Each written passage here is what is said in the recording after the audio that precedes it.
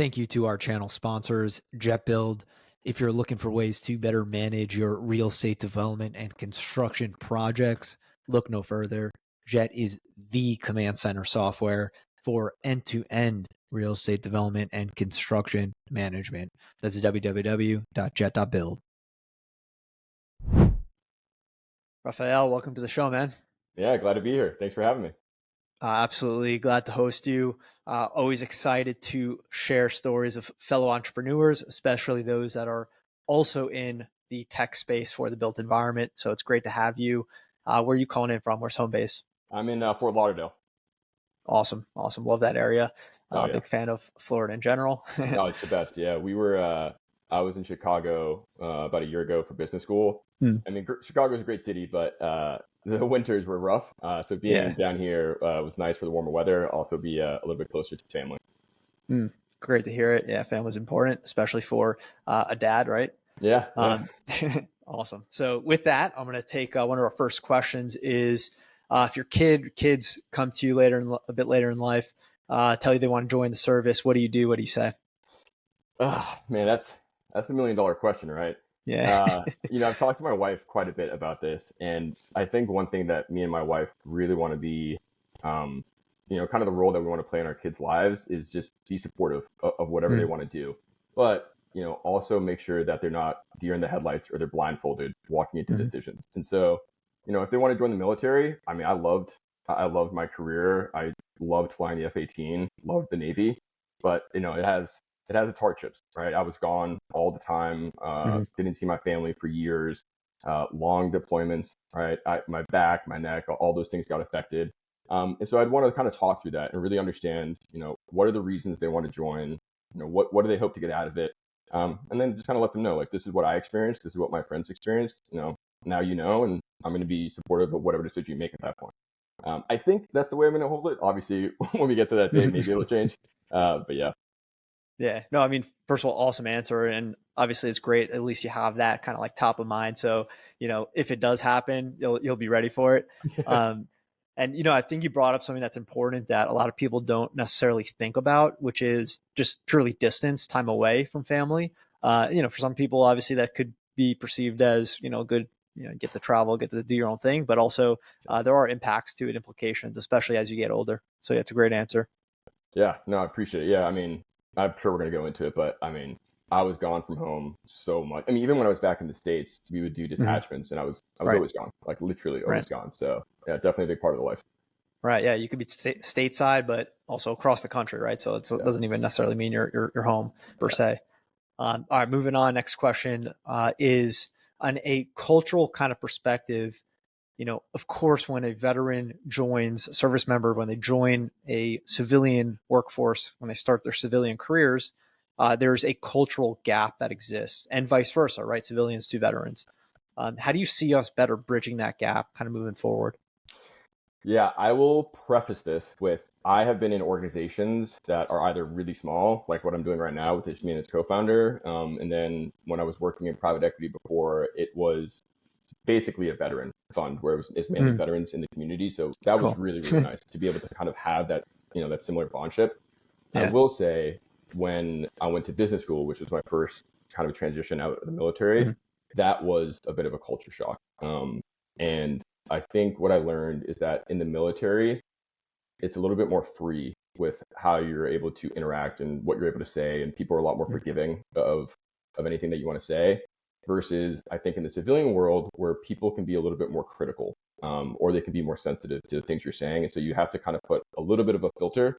And of course, you don't want to lose your personality, and you don't want to like not speak your mind, but there are different ways to convey your thoughts, and I think you have to kind of learn that in the civilian world, which I had to learn myself as I kind of transitioned to the civilian world. But I think to your kind of original question is like, how do you bridge the gap from kind of the military to the workforce?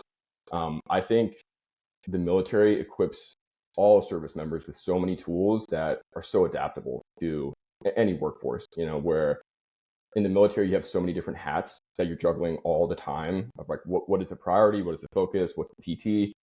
That when you go into a workforce, you can hold a lot of hats at the same time and not be overwhelmed, which I thought was definitely applicable to, kind of the experiences that I've had so far. Yeah, well said. That's absolutely a translatable skill that we'll pin and then dig into that a little bit more later in the show. But I want to highlight, like, on a cultural perspective, that you mentioned, that filter. That's something I really struggle with, and a lot of times when people bring up, civilians who have no military experience bring up civilian or ask questions, I really like just shy away from it, which I don't think is a great method. And this is a part of why I asked this question, right? It's to kind of think about how to do this better. A filter is the answer, right? It's like, how do you filter your experience so that a civilian understands extreme violence essentially in a way they can comprehend and digest? So I agree, filter is necessary. It's not easy, but it's Yeah, necessary. yeah, I think, and my father is terrific at this, and he's actually the one that kind of helped me understand this. Is sometimes you don't need a filter, sometimes you just need a second, right? Like, don't Right. respond immediately. Take a second, take 10 seconds, and just Yeah. think through what you want to say and what you want to convey. And usually your mind will work you to the right answer at that point. Yeah. I think too often in life, people will answer things too quickly, and they sometimes regret what they say when they say it too quickly. Yeah, that's a great tip, and I totally agree. Just pause for a second. I even just actually reminded myself, sometimes I think this is a pretty good one. Sometimes I'll say, well, what do you want to know? Right. I'll allow them to to kind of answer their own question a little bit. And Yeah. that actually works pretty well. Yeah, I mean, and don't get me wrong. Like, I am not great at this either. But I actually was just watching. I'm sure you've seen the video. There's like a video of Steve Jobs giving a lecture at Stanford or something like that, and someone asked him a question in the crowd, and he takes, I mean, literally 20, maybe 30 seconds to think through the answer. And I'm like, that's kind of what you want to go towards, to make sure that your answer is exactly what you want to say. So Yeah. that's the goal, right? Great tip. Yeah, great tip. That's a good way to approach it. Yeah. All right, awesome, Rafael. Everyone starts off with an introduction. From there, we're going to do a life story. So I'll kick off with your intro. Rafael Ortega served 10 years in the U.S. Navy, earning his wings as an FA-18 Aviator after graduating from the Naval Academy. Over the course of 7 deployments, including 4 years stationed in Japan, Rafael led advanced training and operational squadrons, was named the West Coast FA-18 Instructor of the Year in 2021, and selected to fly with the FA-18 demonstration team. Today, Rafael is the CEO of RAKE ML, a vertically integrated AI platform for the built environment, where he's focused on solving massive real-world challenges and building a category-defining company. And above all, Rafael is a husband and father. Let's kick off with childhood, where you grew up and what childhood was like for you. Yeah. By the way, thank you for the intro. Appreciate it. And my childhood was split between Boston, where I was born, in the Dominican Republic, where my family's from. So my dad is Dominican and my mother is American. And so, it was really interesting growing up, where basically all my school was in the States, but every other part of the year was in the Dominican Republic. And I always had to kind of walk the line of two different cultures. And a big part of that too is, in America, especially in like the Boston area, like, my name is very Spanish, right? Rafael Ortega, but I look very American as you can look, right? And so it's always a bit of a conflict. People are like, what are you? Like, what is your background? And I'm like, oh, well, like, my dad's Dominican, and they're like, that doesn't make sense. So I'm like, well, I don't know if you're the one that can make that decision, but then kind of the same thing happens in the DR, right? Where Right. I'm light skinned, and DR is majority like darker skinned people. And I dress very American. People down there dress, very, I'd say, more European. And so they're like, yeah, like, you sound Dominican, your name's Dominican, but like, are you Dominican? And I'm like, well, my dad is. And they're like, oh, okay, yeah. So, all to be said, it was always interesting to kind of walk that line as a kid, being like bicultural. And I know you kind of have a similar experience too with, the two backgrounds that you have. But yeah, it was great. Aside from that, I had a really big family, 4 siblings. My parents were great. My dad's a doctor. My mom was an ER nurse. Now she's a consultant. And so always really had the support of our parents, and they always really emphasized education. And always great to have a big family, especially, it was 3 brothers and 1 sister. So it was always great to kind of mess around with them. Still to this day, extremely tight knit, very, very close. And that, kind of sums up my childhood. Yeah, Happy to that's dig in awesome. anymore if you want that. Yeah, that's awesome. Out of curiosity, did you see that, kind of being able to shift between the two different cultures help you when it came to military experience when you're, dealing with a bunch of different people from Oh different yeah. backgrounds? Oh yeah, Yeah. big time. I think that directly enabled me to manage a lot of different personalities and a lot Yeah. of different types of people, especially because culturally, you know, not all of America, but at least, growing up in Boston, where people are a little bit colder, versus the Dominican, where it's, as warm as you can get with like hugs and Hmm. kisses and, hand gestures and everything. And so being able to interact on a personal level with those two different types of groups definitely benefited me in the military. Hmm. Aside from that, I'm not sure of, the IDF, but at least in the U.S. forces, huge population of Latinos. And Hmm. so being able to speak Spanish with some of my sailors paid off dividends. And so I think it helped a lot. Yeah, really interesting. I was going to ask you if like the language dynamic, helped, and I'm sure that's very relevant now. Also, been in Florida. Oh yeah, big time. It's Yeah. funny. I grew up, Spanish and English. My wife is Japanese. I met her when I was in Japan and got married, and now we are teaching our son like all three languages, and it's just That's really awesome. interesting to see like which one he's picking up the most. I think Yeah. Spanish is the one he's picking up the most, but the second one is Japanese. So like English Nice. is at the bottom of the list. Yeah, that's good. I mean, it's good to do it that way because when he's in school, right, he's probably going to be speaking a lot of English. So, Yeah. yeah, definitely, I promote that. That's great. So what in childhood kind of got you to start thinking about service?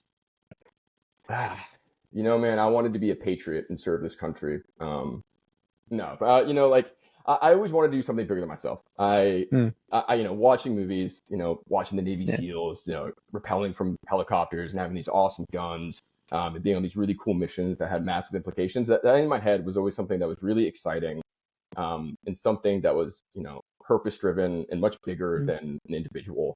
I was also a bit of, a crazy kid. Like I didn't want to be cooped up in a house. I didn't want to be like Hmm. sitting in a class. I didn't want to have a boring desk job.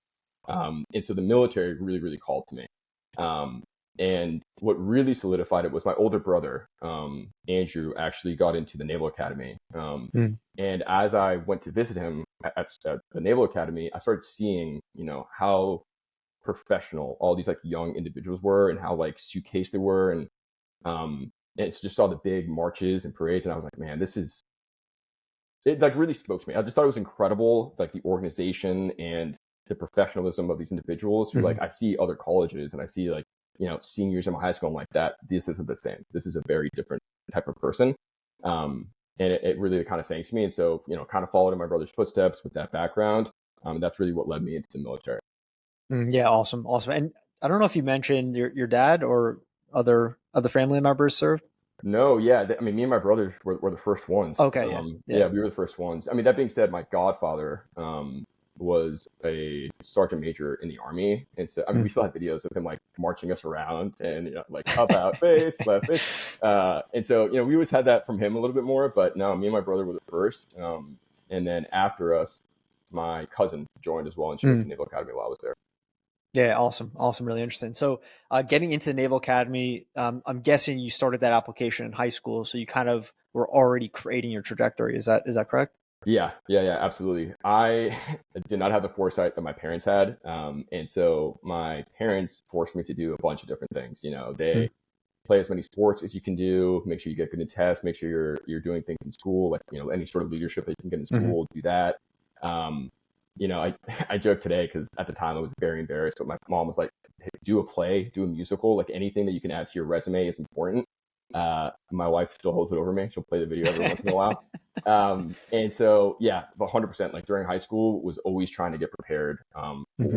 for these different applications. And it definitely paid off. As I started going through them, I realized that a lot of my friends and a lot of other people were struggling to try to like fill up the check boxes. And I know today it's even harder for these kids to get into these sorts of programs. So I was really fortunate that my parents pushed me, Hmm. and really kind of had my choice of schools to get into. I also got into a bunch of ROTC schools, but it was always the academy at the top of the list for me. Cool. Yeah, and walk us through what that looks like in terms of like application process and just like generally speaking, what somebody needs to apply. Yeah. So there's a couple different pieces, and it's pretty much the same for most of the service academies. Hmm. And what's the best way to do this? The best way is like, academically, you have to be performing academically. You have to do good. At least at the time, you have to do well on your SATs. From there, you had to have a physical performance test. So I think it was the end of my junior year, beginning of my senior year. You have to go to some area, and someone watches you do, a bunch of physical attributes like pull-ups, push-ups, sit-ups. I think a mile run at the time. I think one of them, which was kind of interesting, was like you had to like throw a tennis ball from your knees as far as you could throw it, which was I don't know what that really translates to. I don't know, maybe throwing a grenade or something. And so you have to kind of do that. And then from there, with the service academies, you have to get a nomination from a representative of Congress. So either a congressman or a senator. And depending on what area you're in, those can be extremely competitive. Like Massachusetts is fairly competitive. Texas, I know, is very competitive. I don't know. I think if you just kind of think of states where it sends a lot of people into the military, that's just all those people are competing for those nominations. So you have to get that nomination. And then from there, you have to interview with, at the academy, they call it a blue and gold officer. I think other service academies call it something different. But that is essentially someone who went to the academy, graduated, and then came back as a representative to interview potential candidates and screen them. And so those are kind of the different wickets that you need to hit. And then, you get in and go to boot camp. Yeah. Awesome. I think it's an amazing program, and I think it's really cool to see and understand kind of the dynamics needed to even apply. And then obviously you have to have stand out to then get in. So walk us through what it was like starting at the academy. It was brutal. Yeah, it was. I mean, I remember they call it I-Day at the academy, induction day. That is basically at the beginning of the summer to get the freshman class ready for the school year. And so you go at the beginning of the summer, and it is like from day one, separate everything from your family, no phones, no nothing. I think it's the standard, like any sort of like military movie, shave your head off. I went with a lot of hair, so mine was a drastic change of probably not the best choice. But, and I don't know, it was interesting. Like I remember I-Day and seeing people crying, like a lot of people crying, just because it's a shock, right? And I think that I was lucky because I saw my brother go through it. And I saw like how aggressive it is from day one. And so I think I had mentally prepared myself for, this is just going to be a shock. And what I really learned about myself going through that process was that I am very good at compartmentalizing, where I just kind of focused on what the task at hand was and kind of just pushed everything else out. Which, to your earlier question, I think that translates very well into the civilian world, just being able to compartmentalize. But did that, and then boot camp I think is standard boot camp from what people imagine, right? It's a lot of PT, push-ups, sit-ups, a lot of running. For the academy specifically, there were service academies. We had a book called Reef Points, which essentially is like our Bible during boot camp, where you're constantly trying to read and like memorize things. And so you have your, you call them instructors at the time, but it's like your older classmates who are constantly just berating you and like asking you the questions in the book. And if you get it wrong, get down, give me 10. And then, they do a pretty good job as well as the indoctrination. So you go to a lot of classes of learning what rank structure is, what the point of leadership is, philosophy, those sorts of things. And that basically is what the next 3 months, 2 to 3 months of your life is over the summer, is just learning what it's like to be in the military and what it's like to be a leader in the military. Yeah, proper shock mechanism once you start. That's all good stuff. Yeah. So what kind of from there, right after the indoctrination per se, what becomes like the split moving forward in terms of like school and military learnings, whatever? Yeah. So it kind of changes a little bit from your freshman year to the rest of your years. But it's still all military driven, right? So if you think of like breakfast, lunch, and dinner, that's all get into formation, let's talk about different things, and then go to your meal. From there, your classes are majority of your day. And I would say it's very different than other colleges, where the classes at the academy are more structured, kind of like a high school, where every day you have your classes from like 8 to 3. You go kind of knock those things out. Occasionally you'll have like a free period in there, maybe an hour, maybe 2 free periods, but essentially every day is just kind of classes throughout the entire day. And those classes vary between your academic classes and then your military classes. And the military classes are, things like leadership, philosophy again. They'll do seamanship, navigation, things like that. That's, very specific to the Navy. And then post your class period, you will have your sports period. And so if you're on a sports team, then you will go, do the sports. If you're not on a sports team, then you'll do intramurals. and kind of do that. And you'll do that for 2 hours from 4 to 6. From there, you run back to your room, get washed up, and then go to evening formation, go have your dinner, and then the rest of the evening is for studying. Freshman year, they cut you off. You have to be in bed. I think it was 10 when I was there. Maybe they changed it or whatever, but it's lights out at 10. And so you can imagine as a freshman having like a very packed schedule, but also being exhausted because one thing I left off is that kind of in the morning, the freshmen have to do a bunch of extra like military stuff. And you constantly have tests at the end of each week. And so in between your periods, like on top of your academic work, you're trying to memorize and learn all these different things that you're going to be tested at the end of the week while also doing all this physical stuff. And so, I mean, by the end of the sports period, you're exhausted, but you only have, like 3 hours to get your academic work in, which is a lot of academic work.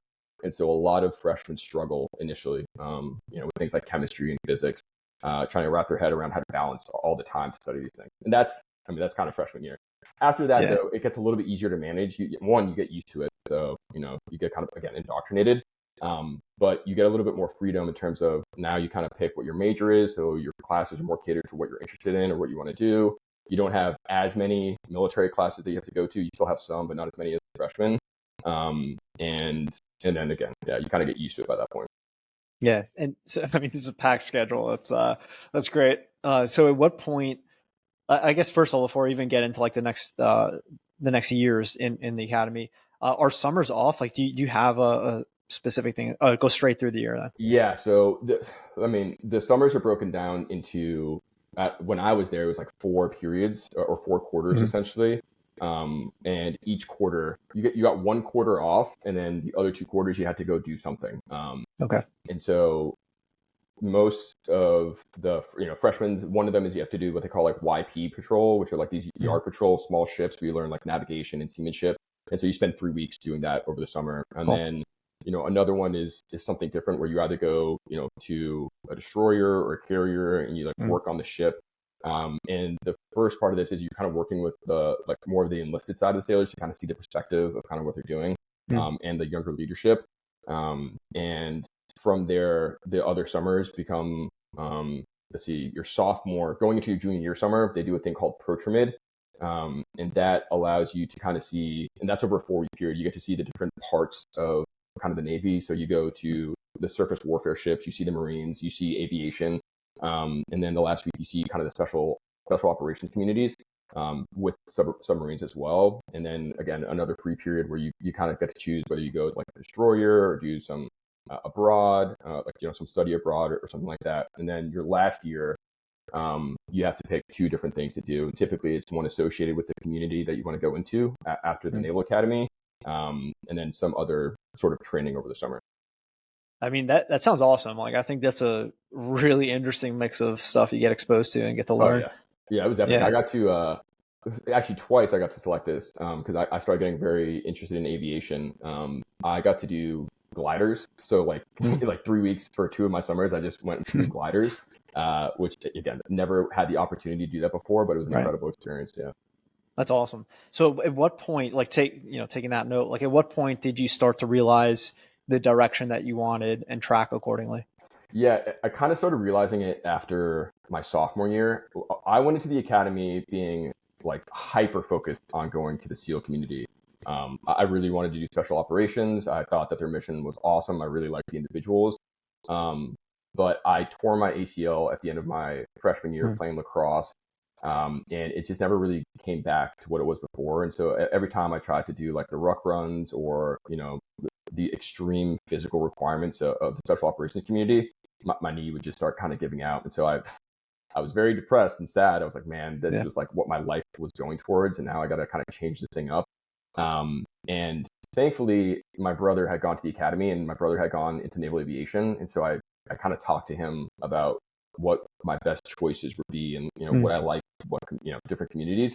And he sold me on aviation. He was like, dude, like you got to go fly. It's the best. The people are awesome. You're going to do awesome mission sets. And I was pretty much sold at that point, and started directing, my career path towards aviation.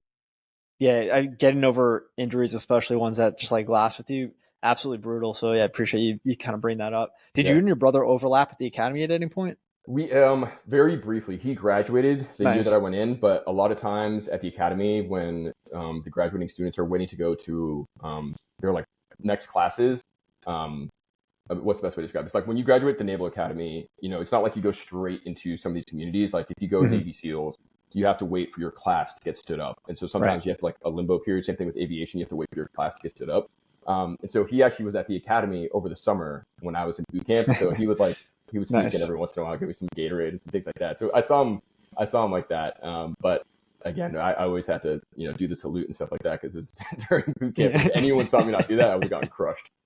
That's great. That's awesome that you overlapped. Yeah. So like what does the track look like? Kind of like moving through the academy track look like going into aviation. What did you do differently per se? Yeah, so you have to start focusing Yeah. your kind of path.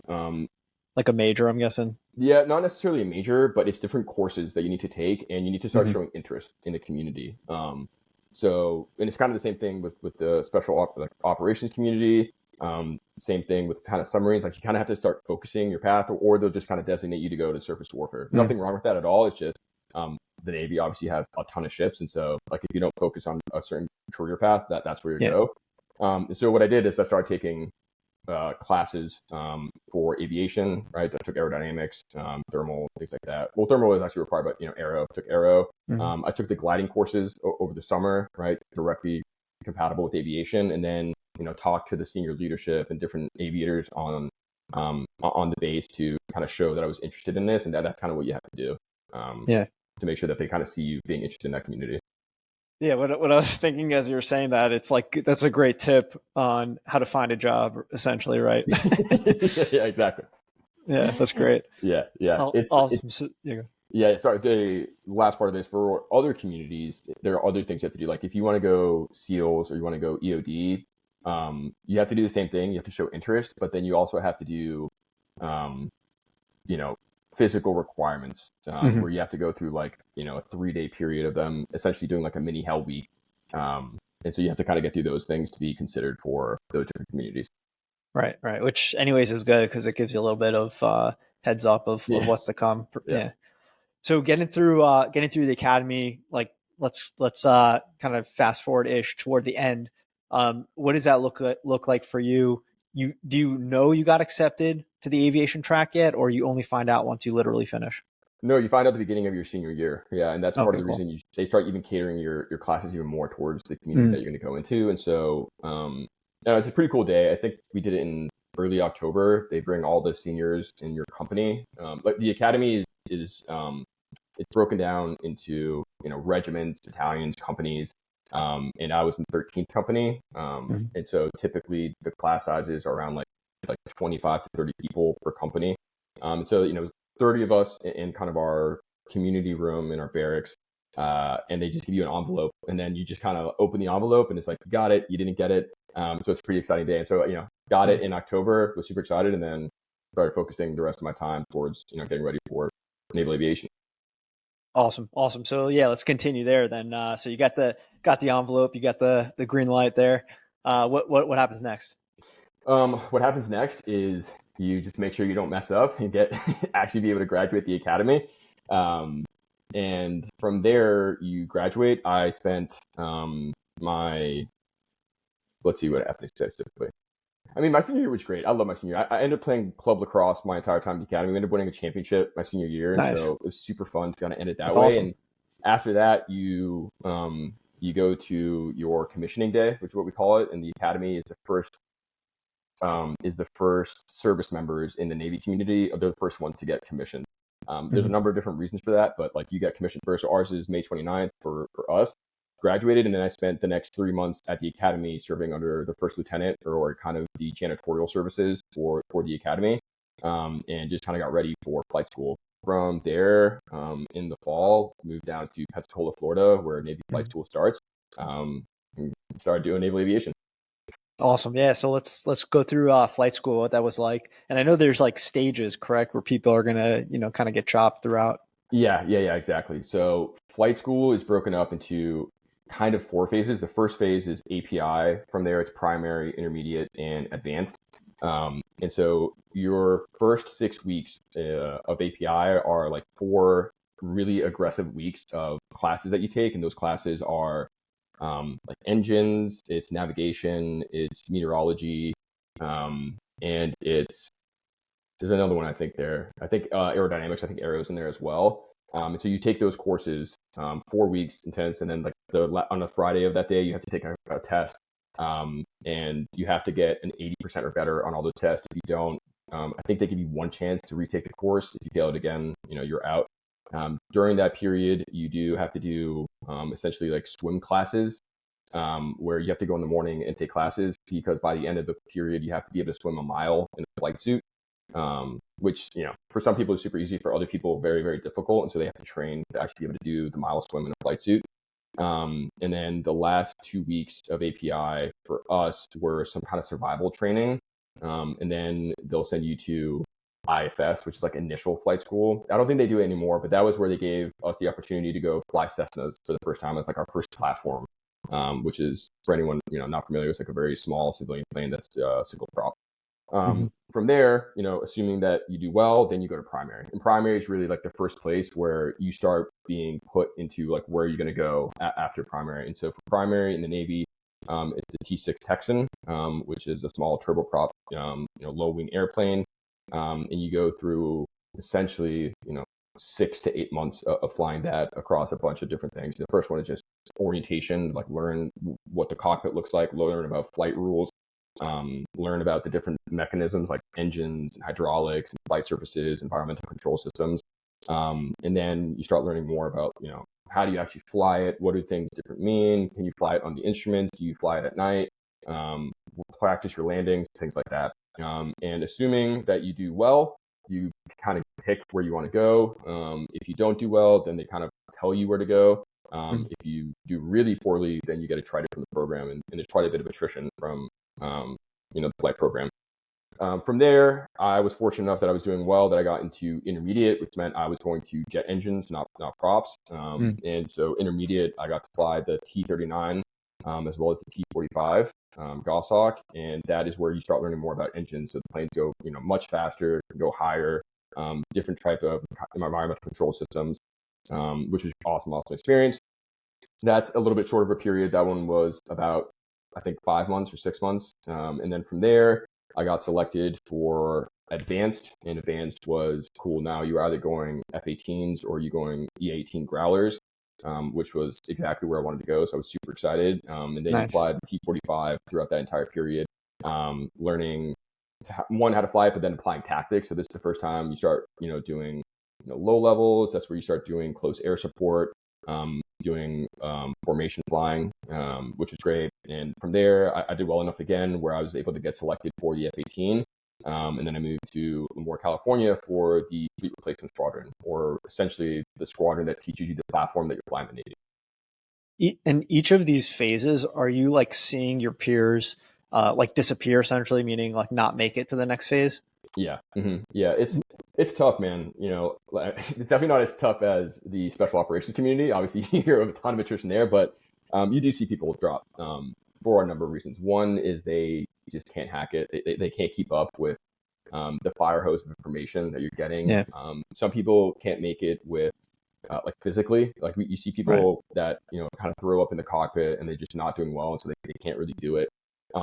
Other people, as you start going towards kind of jet aviation that has ejection seats, we used to call it the NAMI whammy, but essentially it is the medical doctors that are saying that your body's proportions or certain things in your bodies aren't compatible with an ejection seat or a cockpit, and so they get dropped from that and have to go to another platform. And then from there, as you get further enough along, they put so much training into you that if you aren't doing well, then they'll just send you to another community, which obviously stinks for those folks. Yeah. Is there like a increase in the? I'm guessing there definitely is, like in the physicality, I guess, depending on the platform. Yeah, big time. One of the disqualifiers for really jet aviation is they send you to the centrifuge. For anyone that not familiar with the centrifuge, it's like that big spinning machine that you sit in and applies G forces, where the faces really, really droop down. And so they do that based off the platform's max capability in G forces. The F-18 is rated to 7.5. It can pull a little bit more depending on how easy you are with the stick. But they spin you at 7.5 for an elaborate period of time. If you pass out, that's a disqualifier. And so, yeah, the physicality is a huge part of it. What is the trick to not passing out in that dynamic? I don't mean trick in the sense of like a hack, but like what's going through your mind in that situation? Yeah, it is a bit of a trick. Yeah, they do teach you different things. And so the whole point is like what is happening when you're getting those G-forces is your blood is leaving your brain, right? And if your blood leaves your brain, you don't have the oxygen to keep the brain on. You have about 5 seconds of reserve in your brain. And so what you want to do is try to push, like not let your blood leave. You want to push the blood back in your brain. And so it really is a mechanism of like clenching your legs, clenching your butt, clenching your abs to try to like keep the blood in your brain. And then they teach you, they call it the hic maneuver, where you have to be like, you have to do this like hic, hic, and that helps you like one, breathe, but also keep the blood in your brain. Funny story. I remember when I went to the centrifuge, nothing really prepares you for that. I mean, I guess a roller coaster kind of, but like nothing is a 7.5 like sustained G's. Right. And so when I go in there, I like got in and they're like, all right, hey, you're about to hit the G's, like get ready. And I took a mass. I was like, like as if I was deep diving, and they like stopped everything. They're like, dude, you are not deep diving. The minute that you take all that air in, the G's are going to hit you and it's going to come all out of your mouth and you're going to pass out instantly. So the next time I was like, okay, like very tiny breaths. So yeah. It's funny. It's funny you said that because like I was thinking, well, I wonder how like long you could hold your breath for, but yeah, that's obviously like the opposite of what works. It doesn't. Yeah. No, you can't. That's funny. I mean, some of it too is like some people are just naturally predisposed. Like I think my standing G tolerance when I went through was like something like 4.5 or something like that. So like I can just stand at like 4.5 G's and not really whatever. But other people are like 2 or like 2.5, and so for them to sustain those higher G levels, it's just a lot harder for them. So, like anything, some of it is, are you naturally predisposed to being okay in that environment? And other is it like, can you train your body to start coping with those different G forces? Yeah, interesting. Yeah. So on each of these phases, I think where I cut you off was, I think the last phase before like you actually get your platform. On each of these phases, what's like the typical, like just macro day to day? The typical day to day is it kind of works in different phases. So like the first 2 weeks of any phase is you learn the platform. So it's a lot of classes of learning the different systems and how to kind of use these different things. You have to pass tests for those periods again. I think it's an 80 or 85%. And if you don't, then I think you get one chance to retry it. If not, boom, you're out. And then the rest of it is you have flights every day. You have flights and you have simulators. So sometimes you have simulators and flights on the same day. But the simulators essentially are kind of 1-for-1, sometimes multiple to one flight, where you get in the simulator, you kind of do the first one, which is typically like them walking you through it. And then from there, you're getting evaluated on every single thing. And so I think what some people don't understand is that, I mean, the Navy is spending like millions of dollars on training up these pilots and these aviators. And so like everything is an evaluation. They're not like kind of giving you freebies for the most part. Obviously you can go and train yourself and get in the simulator, but like every time they're putting up an instructor to kind of test you, it's not so much like them, don't worry about it, we'll get it next time. It's an evaluation. And so that is a very stressful period to be in your life, where every simulator you're studying every night, you're prepping for like, what do I need to remember? What do I need to learn? What is the question of the day? Usually for every single event, they have a series of questions that they're always going to ask you, like, a question of the day. And that could be anything from, tactics to weather questions, to airspace questions. The next one is going to be your emergency procedure of the day. There's a bunch of emergency procedures that you have to memorize, and those things have to be verbatim. And then I think the last one is like talking through a scenario, like a case study. So most people are just like studying those like crazy. And then always going through kind of the flight plan, like, all right, we're going to take off from Pensacola. We're going to go hit, Mobile, Alabama. We're going to do this procedure. Let's look at that, approach plate. How are we going to put the wheels down? How are we going to like accelerate? How are we going to get back to Pensacola? What approach we're going to do to Pensacola? That's like the day to day. So you do that for the simulator. You do that for the flights.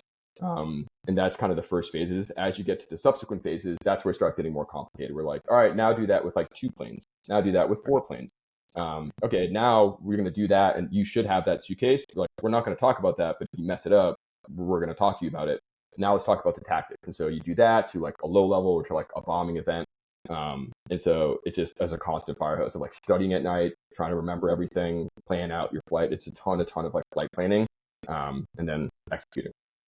Yeah, that's really hard. I mean, it's a ton of information to be able to intelligently kind of reiterate while you're doing something physically, right? So it's like Yeah. using both sides of your brain at the same time Yeah. under pressure. So yeah, it's a lot. It's really a lot. Yeah. So at what point did people, and also you, like, in generally speaking, what point do people like start to think like, oh, this is the platform I want to like gear toward, like I want ideally? You kind of have to have that in mind from the beginning. Oh wow, yeah. Yeah, you kind of have to have that in mind in the beginning. That being said, like the reason that you have to have it in mind in the beginning is because this is all based off of your flight school grades, essentially. Okay. Yeah. They call it, you have these flight scores that you get, and Right. you have to meet a certain bar to be considered for certain different platforms in the military. Mm-hmm. And you are judged based off the previous 200 students that went through the program. And so that bar can shift a little bit, but the bar is kept pretty high. And so if you are below that bar, like the bar for jet aviation is the highest. And then from there, it goes into, like Hawkeyes, E-2s, essentially like Hook aviation. From there, it goes to like helicopters. And from there, you have other platforms like P3s and P8s. And so if you want to get to helicopters or Hook aviation or jet aviation, like you have to be one of the top performers. And that just means like, you got to study a lot more. I mean, maybe you have like a natural intuition. And so people that come into the Navy that have their pilot's license, it's a lot easier for them because they already know kind of what they're doing. They're just learning the platform. But for people that have never flown before, like it's a brand new concept, and learning all those different things it's tough. You got to put a lot of time in. Yeah, I'm sure. Yeah.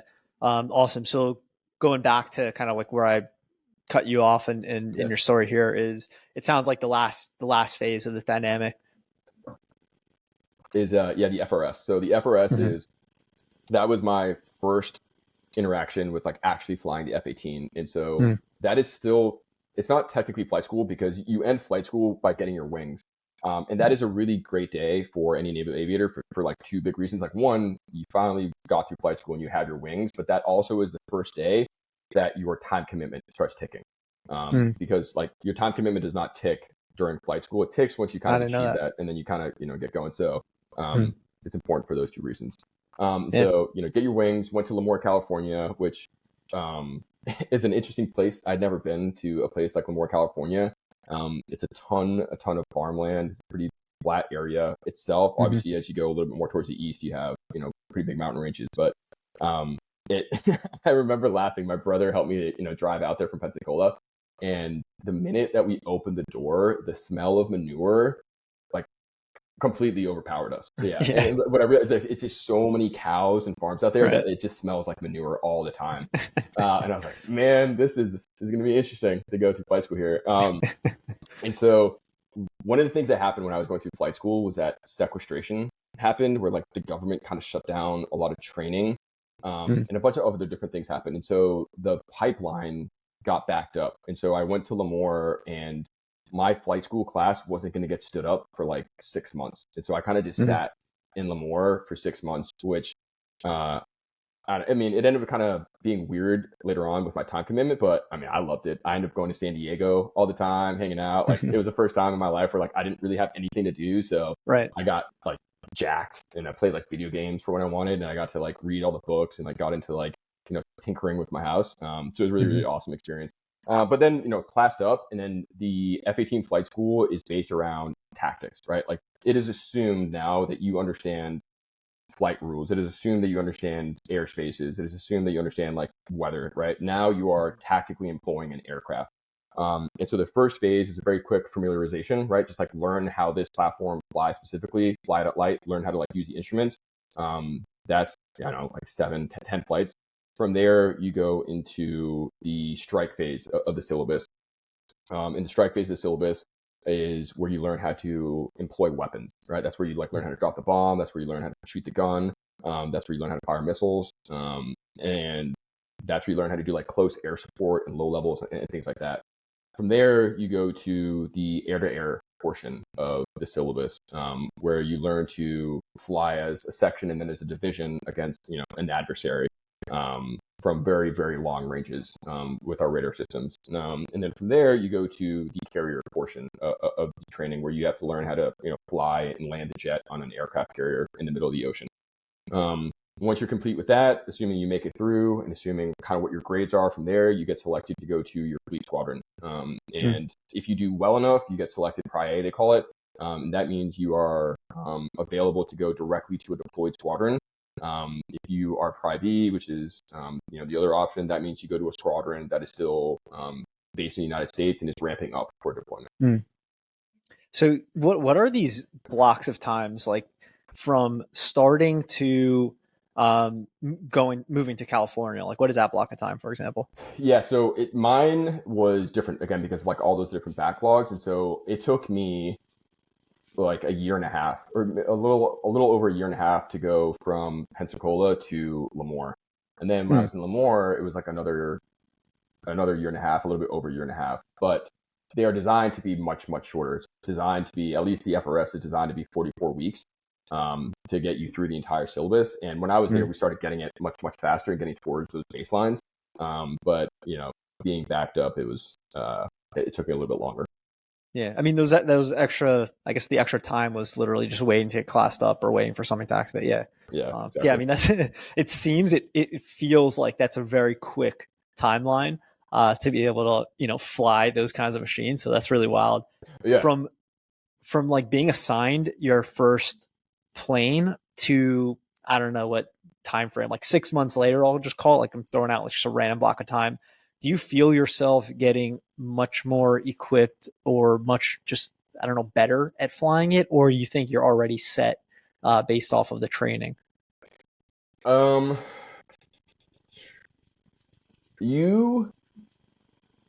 don't think you start feeling super comfortable until you start teaching other people. And I think that's true. Yeah, I think that's true with almost anything in life. And so yeah. When you first get to your squadron, and I mean, in my period to get to Japan, it was like I patched, which is like you find out what squadron you're going to, and I was in Japan 3 days later, like on the boat, which is it's like crazy. Your first kind of phase in your squadron is that you're kind of just learning, right? You're learning how to be a wingman. You're learning different things, and it's not until you get to they call it level 3, where you start instructing people. Like you start telling them like this is what we're gonna do. I think that's when people start becoming very comfortable, not only with the jet but also with kind of the tactics and the employment. Yeah, it's a good point. I mean, I agree with what you said. Like that really goes for anything that you do in life. Like that really elevates you in terms of understanding. All right, cool. So after putting my digression there aside, so you, I guess, I'm trying to think where we kind of left off. So you're in California. You're doing that workup or that training period to get assigned to your squadron. So I guess what's that gap of time that we didn't go over, and onwards from there. So it is different based on like different priorities, right? And so when we went to, at the very end of the syllabus, when we went to the aircraft carrier to kind of learn how to land, they have already kind of started selecting like who is even available to be Pri-A, again, like available to go to forward deployed squadron, who's kind of Pri-B. And if you are Pri-A and you continue to kind of perform, that means you're going to go directly. And I knew no matter what that I was Pri-A available. I was a backseater in the F-18, by the way, to make very clear. So I knew that I was Pri-A, but the guys flying, depending on how they did at the boat, some of them actually stopped being Pri-A. And so by the end of it, there was like 3 of us or 4 of us that were Pri-A. And we got helicoptered off the carrier like the next day, and then we had to drive up to Lemoore, and we got patched and we were gone within 3 days. And so like that is such a, I mean, like obviously induction day or like your boot camp, your first day is like kind of crazy, but those 3 days were like such a whirlwind of like putting in, power of attorney to like my parents. I had to give a power of attorney to like my roommate to like put my stuff into storage and like sell off the house and like take the like all these different moving parts. I had to like figure out what I wanted to like send over there. And you were gone 3 days. I don't know if we'll have time for this story, but like it is such a whirlwind that my friend and like one of my best friends, and he was in my squadron in Japan, he had to leave so fast that he had 2 piles in his house, and one pile was like, do not send to Japan, and the other pile was like sent to Japan. But like Japan has a lot of laws and things that you have to keep in mind. Like you can't send guns to Japan, right? And so one pile had guns and the other one didn't, and they sent the wrong pile. Oh And so gosh. it like got to him in Japan, and he was just sitting there with like, I don't know what to do. Like I have guns, and it turned into like a whole story. Yeah. But like that's like what happens. It's like a whirlwind. You gotta like hope that it works out. Yeah, that's crazy. I mean, you would think someone in the process before getting there would warn you and be like, "All right, guys, like big chance or you get shipped out any moment. Like just get your stuff sorted." Right? Yeah, that's crazy. Yeah. So like before, I guess moving on to your assignment, just out of curiosity, also because I also just want to highlight we just blasted through what you just mentioned, right? Like 4 or 5 people at the end of the day, right? So I just want to give you a little bit credit there of doing something that's really amazing and literally a handful of people. So that's wild. Yeah, thanks, man. Yeah. It's a small community, pretty tight knit, but yeah, loved it. Yeah. So what I wanted to ask was like, out of that whole pipeline, what are like, I don't know, a few things that just stand out as being, this was really hard and this like really took, all my, effort to really get in front of. Yeah. What really was tough for me, my hardest phase, I think, of flight school was the first, I would say API was not too tough, but like primary was tough for me. Once I got to advanced and the tactics, like that stuff was all kind of easy to me, but it was like learning one, like how does this platform fly? Like what are the different rules for like moving around an airport? Like what do you have to do before like taking off, and what are the different implications of taking off? And if this scenario happens, what is the emergency procedure? Like how do I memorize that and like go through those different things? And so for me, it was very hard for me to kind of like work through that. And I think one of the reasons why is they did it in a way that I actually didn't like, and I think they actually changed it. But like they used to call it this Hollywood script, and they would like try to train you by like saying memorize this script, and then we'll like walk through it. And so like I have a pretty good memory where I can like memorize things, but I didn't understand like what I was saying, right? So I would just like say it and I would like do it, but I didn't understand like what it meant or like what that impacted, like how that impacted the aircraft, or like what this meant in terms of like getting clearance to take off or clearance to land. And so it took me a while to really wrap my head around like all those different moving parts. And it's a lot, man. Like it is a lot of like learning. I mean, you can have a single airport that has like 20 different approaches, right? Like an approach is essentially like the flight path and different like altitudes to like take or land at an airport. And it's also different sensors that you're using from the ground. And so like if you're going on a flight and you have to do like 3 different approaches at this airport, and then you have to do like 2 different approaches at this one, and then you have to do like all this other stuff, it's just a lot to kind of like digest and memorize. And so that it took me a while to really figure those things out and like understand how to use the sensors. But once I kind of got that and I understood like, okay, cool, like this is what it means to basically like these are the driving rules of the aircraft, then it started becoming a lot easier for me.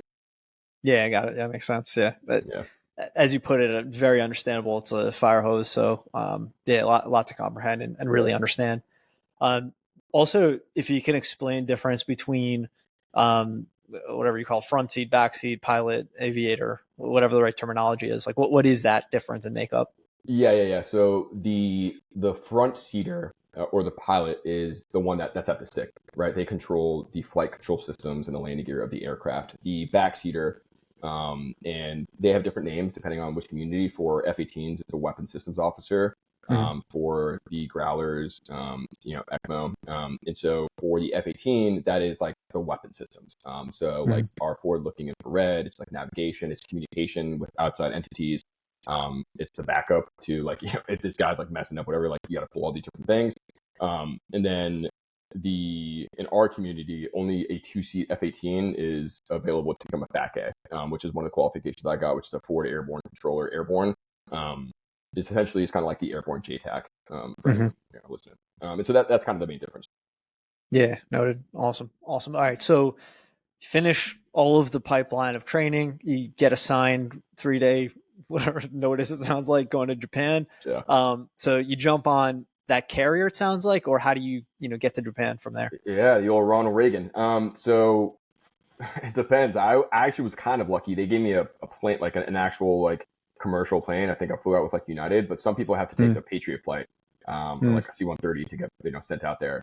But so I get sent out there, flying to Tokyo. I land at like 3 a.m. I get picked up by Beach Jet, which is like anytime a Navy squadron gets deployed, there's always, a number of individuals that get left behind. Either they're like leaving the squadron early or, maybe some pregnancies or something like that they can't actually go into the boat. So I get picked up at like 3 a.m. by a couple different sailors. They bring me to the BOQ on base, which is essentially kind of like the hotel rooms on base. They wake me up at like 8 a.m. and we have to go to the flight line. I get put on, a COD at that point, which is, a C-2 Greyhound, which is kind of like the mailman of the Navy, or like kind of the delivery guys. They fly me down to Okinawa. I'm in Okinawa for 18 hours, and then I get on the COD again to fly out to the boat that was off of Okinawa. So it's this is wild. It's also hilarious that you are just sitting in this like commercial civilian airline, just getting over to U.S. military presence in Japan. That's it's hilarious. I mean, the worst part too, and I think I don't know how like other communities kind of deal with this, but like if you think about going into a carrier, right? Like you have to stage all of your gear prior to like going out, right? So people have like a week or two to like get all their stuff together.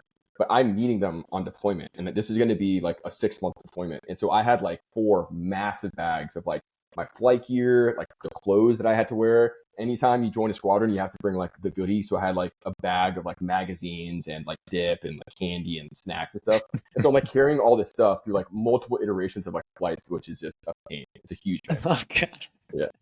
Oh, that's wild. Did you have, I mean, I'm guessing you had some form of something when you're going through security of just civilian stuff? Your orders, yeah. Japan is okay. part of an agreement there, and so Right. I had my orders, and they were like, okay. Go ahead. But they also take like all of the. There's nothing like dangerous in the flight gear, right? Like most of the dangerous things are kind of like the flares, and that all gets removed before you fly, and then when you get to your squadron, they replace all those things. Right. I mean, not even necessarily dangerous. It would just be, I don't know, if I'm like looking, screening bags, I'd be like, oh, like, what? Yeah. It's odd. Yeah. I think they're just used to it. Yeah. Yeah, they're just used to it. Yeah. Okay, cool. So before moving into that deployment, to have a step back, what was it like when you finally graduated completely and then getting assigned to your squadron? Oh, dude, it was awesome. I was super excited to be passed and go get deployed, but I didn't want to go to Japan at the time. I wanted to stay stateside. At the time, I had a fairly serious girlfriend, and anyone that tells you about going abroad is that like that's where the relationship's going to die. Yeah. And so I was very much like, man, I want to stay stateside. Like I don't want to like risk it. But like anything in the military, like you don't have a choice. And so it was mixed feelings. Like I was super excited to be done, but I was like, man, I don't want to go to Japan. Ended up being the best thing that ever happened to me. Loved my time in Japan. Obviously met my wife there, so it worked out. Yeah, I guess you also, in a good way, had the Band-Aid ripped there with not even having much notice before you went. So yeah, exactly. I think that helps, right? yeah, for sure. Cool. So what was being in Japan like? I think you originally just mentioned like 6 months or something, but overall, was that 6 months on the carrier? But overall, you're there for 4 years. Like, what was that kind of breakout? Yeah, so I was there like just under 4 years, and I always tell people like, yeah, I was like stationed in Japan, but I didn't spend that much time in Japan. And so like CAG 5 out in Japan, which was like our carrier air wing, we deploy basically 9 months every year. And then even when we're back ashore, we spend 1 month being detached somewhere else to like get our strike qualifications up or some large exercise. And so like really I was only in Japan for like 2 months every single year, like 2 to 3 months every single year. So I don't know, what does that work out over 4 years? Like essentially just under a year full time in Japan. But that being said, like the time that I was there, dude, I took advantage of it. Man, I traveled all over the place. Obviously saw Okinawa. I got to see the Southern Island. Honshu, Kyushu. I got to hit all the big cities. The only thing that I never ended up doing, and my wife hates me for it, is I never like saw Sapporo, the Northern Island. But like, yeah, I took full advantage of being in Japan. Loved it. Really funny. Like my first 2 years there. Japan is a really interesting place where like they have a lot of pride around what they do. And so like they really want to service everyone that comes into like the shops or restaurants or whatever, like to the best of their capability. But if they don't speak English, which a lot of Japan does not, like they'll like do this thing, and they're basically saying like, hey, like don't come in here, like we're not gonna be able to service you correctly. So you kind of get that a lot, right? But once I met my wife, like halfway through being in Japan, it unlocked all the doors, and it's like I Wow. saw a brand new side of Japan where it's like not the gaijin, like the foreigner stuff, and then now it's like the real Japanese stuff, and I got to go to these really awesome onsens and like find these really interesting food places, and so that was a really cool thing to do. The other benefit too is like I knew that I was in this part of the world, and this would be a rare opportunity to travel while I was young, and so during all of my palm periods, which is kind of like the winter break vacation that they let people off after a very long deployment. I traveled, so I went to Thailand, I went to New Zealand, and I got to see like really awesome places for 2 weeks at a time, which was really awesome. Yeah, that is awesome. Really cool. And during that period, what was kind of like your, I don't know, like general just mission set throughout those 4 years? Freedom of navigation was a big one. Yeah, freedom of navigation, and force presence, like forward force presence. Technically, our air wing is called the 911 air wing, right? So like we are there to like be able to go anywhere very, very quickly.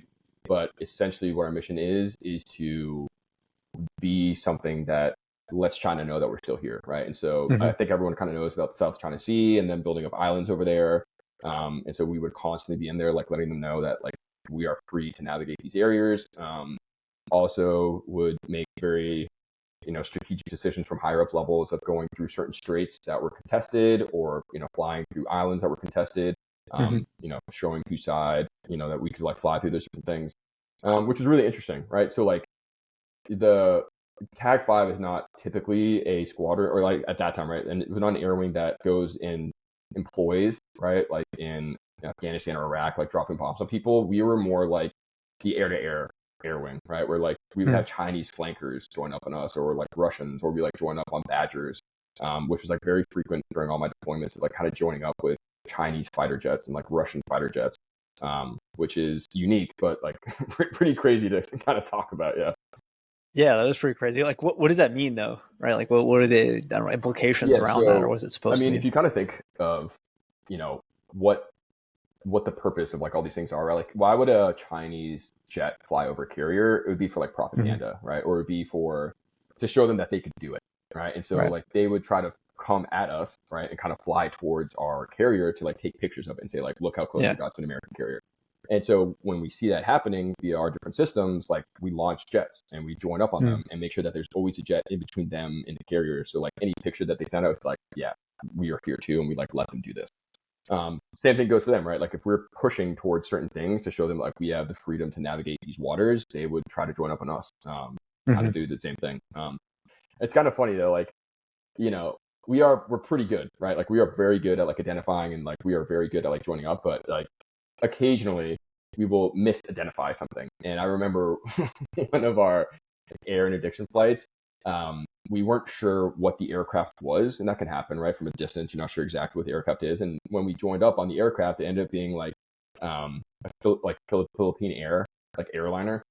So like we just joined up, and like I'm sure like 200 people were just like looking at 3 F-18 jets off their right wing. Like always interesting. Yeah. Yeah, it would be funny to be one of those people and looking out the window. Yeah. Some good entertainment. Yeah. How frequently over that time, like just generally speaking, were you flying? Dude, every day. Yeah. All like, the time. When you're deployed, you fly pretty much every day. Sometimes 2 to 3 times a day. Wow. And then for our air wing, we rarely got no fly days, which are like days for like repositioning or like doing certain things. Like we fly every single day. And then when you're back ashore, the Navy has certain, it's called like use or lose. I think other communities have that sort of thing too, right? Like you have to use your budget or you lose it. And so even when you get back, like you have to keep flying as much as possible to keep those metrics. And then on top of that, for any squadron like ours that is constantly forward deployed, you always have to keep certain boxes in the green. Like, you have to have your strike capability, you have to have your air-to-air capability. And so, dude, we fly our butts off. The Japan guys, when they come back to the States to do whatever, I mean, our hours difference compared to stateside aviators is like hundreds of hours in difference. Like I remember getting to the RAG, and the FRS, is kind of nickname is the RAG, is like I had like 1,000 hours, and there was like people flying with me that had like 600 hours, which is like a huge gap. Yeah. So yeah, we fly a lot out there. Yeah, awesome. Yeah, I definitely wasn't expecting you to say that. And I mean, I think that's good. I think that's a good thing. Like, you Yeah. should be kind of just being active and whatnot. Awesome. So, I don't know if anything else like comes to mind during that deployment. Let's hear it. If not, we could, go toward the end of it. Yeah. Yeah. It was 7 deployments, so obviously lots of stuff. Nothing like in particular kind of comes to mind. I mean, I will say the ready room is a really interesting place, and I think every other community has like something similar to it. Mm. But like the ready room is essentially where all the aviators that's where you spend all of your time. Like obviously, like you have your wardroom, or not wardroom, excuse me, but you have like your room where you go to like sleep and kind of whatever. But most of your time is in the ready room, and so for anyone who's like hasn't really known about this like community, imagine being on like a 9-month deployment, stuck in a room with like 40 other people, like day in and day out, while like trying to like learn tactics, right? Like, so you just have a ton of funny stories. You get irritated with people. You create these bonds that are like unbreakable, right? And so a really, really great place to be in, but obviously has its interesting moments.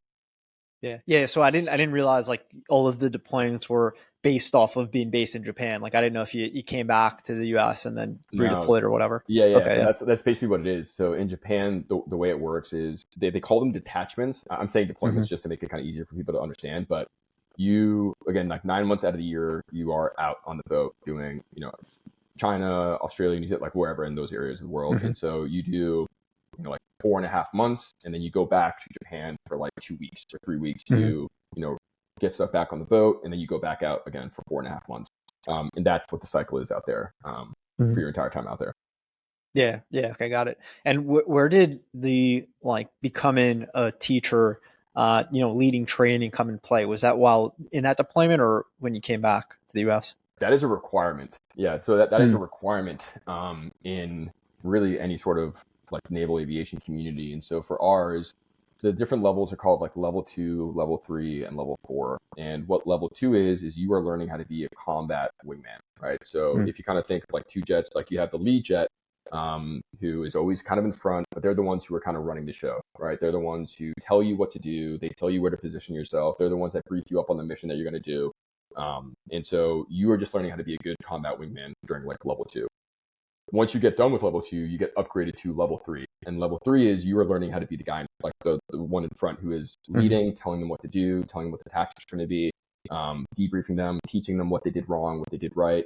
And that's kind of what level 3 is. Level 4 is where you do that now, but you do it across a division of 4 aircraft, which is a much more complex kind of thing to manage. But during all of those different things, like you have to brief up the events.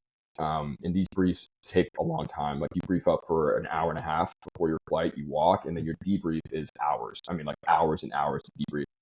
That debrief is all learning, right? Like, what did you do wrong? What did you do right? This is why you were wrong. This is why you're right. Do it like this next time. And then you go through that. And then the other piece of it too, my second year in the squadron, I got my FACA qual. And for anyone not familiar with like FACAs or JTACs, anytime you see, most of the time where you see like an airstrike in a movie, or like someone's on the radio like, bring in the fighters now, like I need them to hit this coordinate, right? Like that's a JTAC. That same thing exists in the air, and those people are coordinating airspace, they're coordinating like what bombs to employ, they're coordinating like the route of attack, all those sorts of different things. And so I got that, and FACAs are not that common. Usually an air wing has like 2 FACA crews, maybe 3 if they're lucky. And so the FACAs kind of become the go-to instructors on like close air support. And so I would have to constantly kind of do those sorts of things where you have to keep your qualifications up to date. So I would go to the other, brother and sister squadrons that we had in the air wing. I would brief them up on the event. I'd run through, the training environment with them, simulations, and I would debrief them on, this is what they did right, this is what they did wrong. So just kind of nature of the beast of being in naval aviation, of having to learn how to teach people. I did the FACA because I really liked that mission set. And, I think it was very, very exciting. Yeah, that's awesome. Is that something that you like asked to do, or is it okay? Yeah. So it's kind of the same thing. You have to show interest. And so Okay. my first year, I mean, I knew that I loved CAS. Like from flight school in advance doing CAS, I was like, man, this is sick. Like looking Mm-hmm. at the jet, looking at buildings, trying to decide like what is the best thing to employ, Mm-hmm. thinking about through scenarios of like managing like airspace and all these other different things. I loved it. And so when I got to my squadron, within the first like 3 months, I mean, you have to be careful because as the new guy, it's typically best to be seen, not heard, is kind of what they say to people. Yeah. I think a lot of people know like the call sign for new guys is F and G, effing new guy type of thing. So it's like, just be quiet, be around and be present.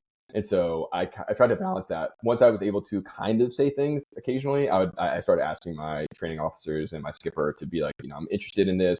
I would love to do anything I can to try to get this. And then, they picked a couple of different people and was fortunate enough to get it. Yeah. Awesome. What's that course like?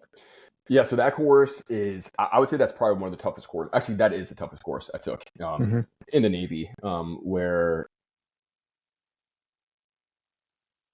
well, yeah, SEER was, it's definitely the toughest course. Yeah, so that one is, you basically have to go to a ground school. We went to ground school in Vegas. We went to the Air Force ground school. There's another one that Navy has that's in San Diego. That one's a little bit longer.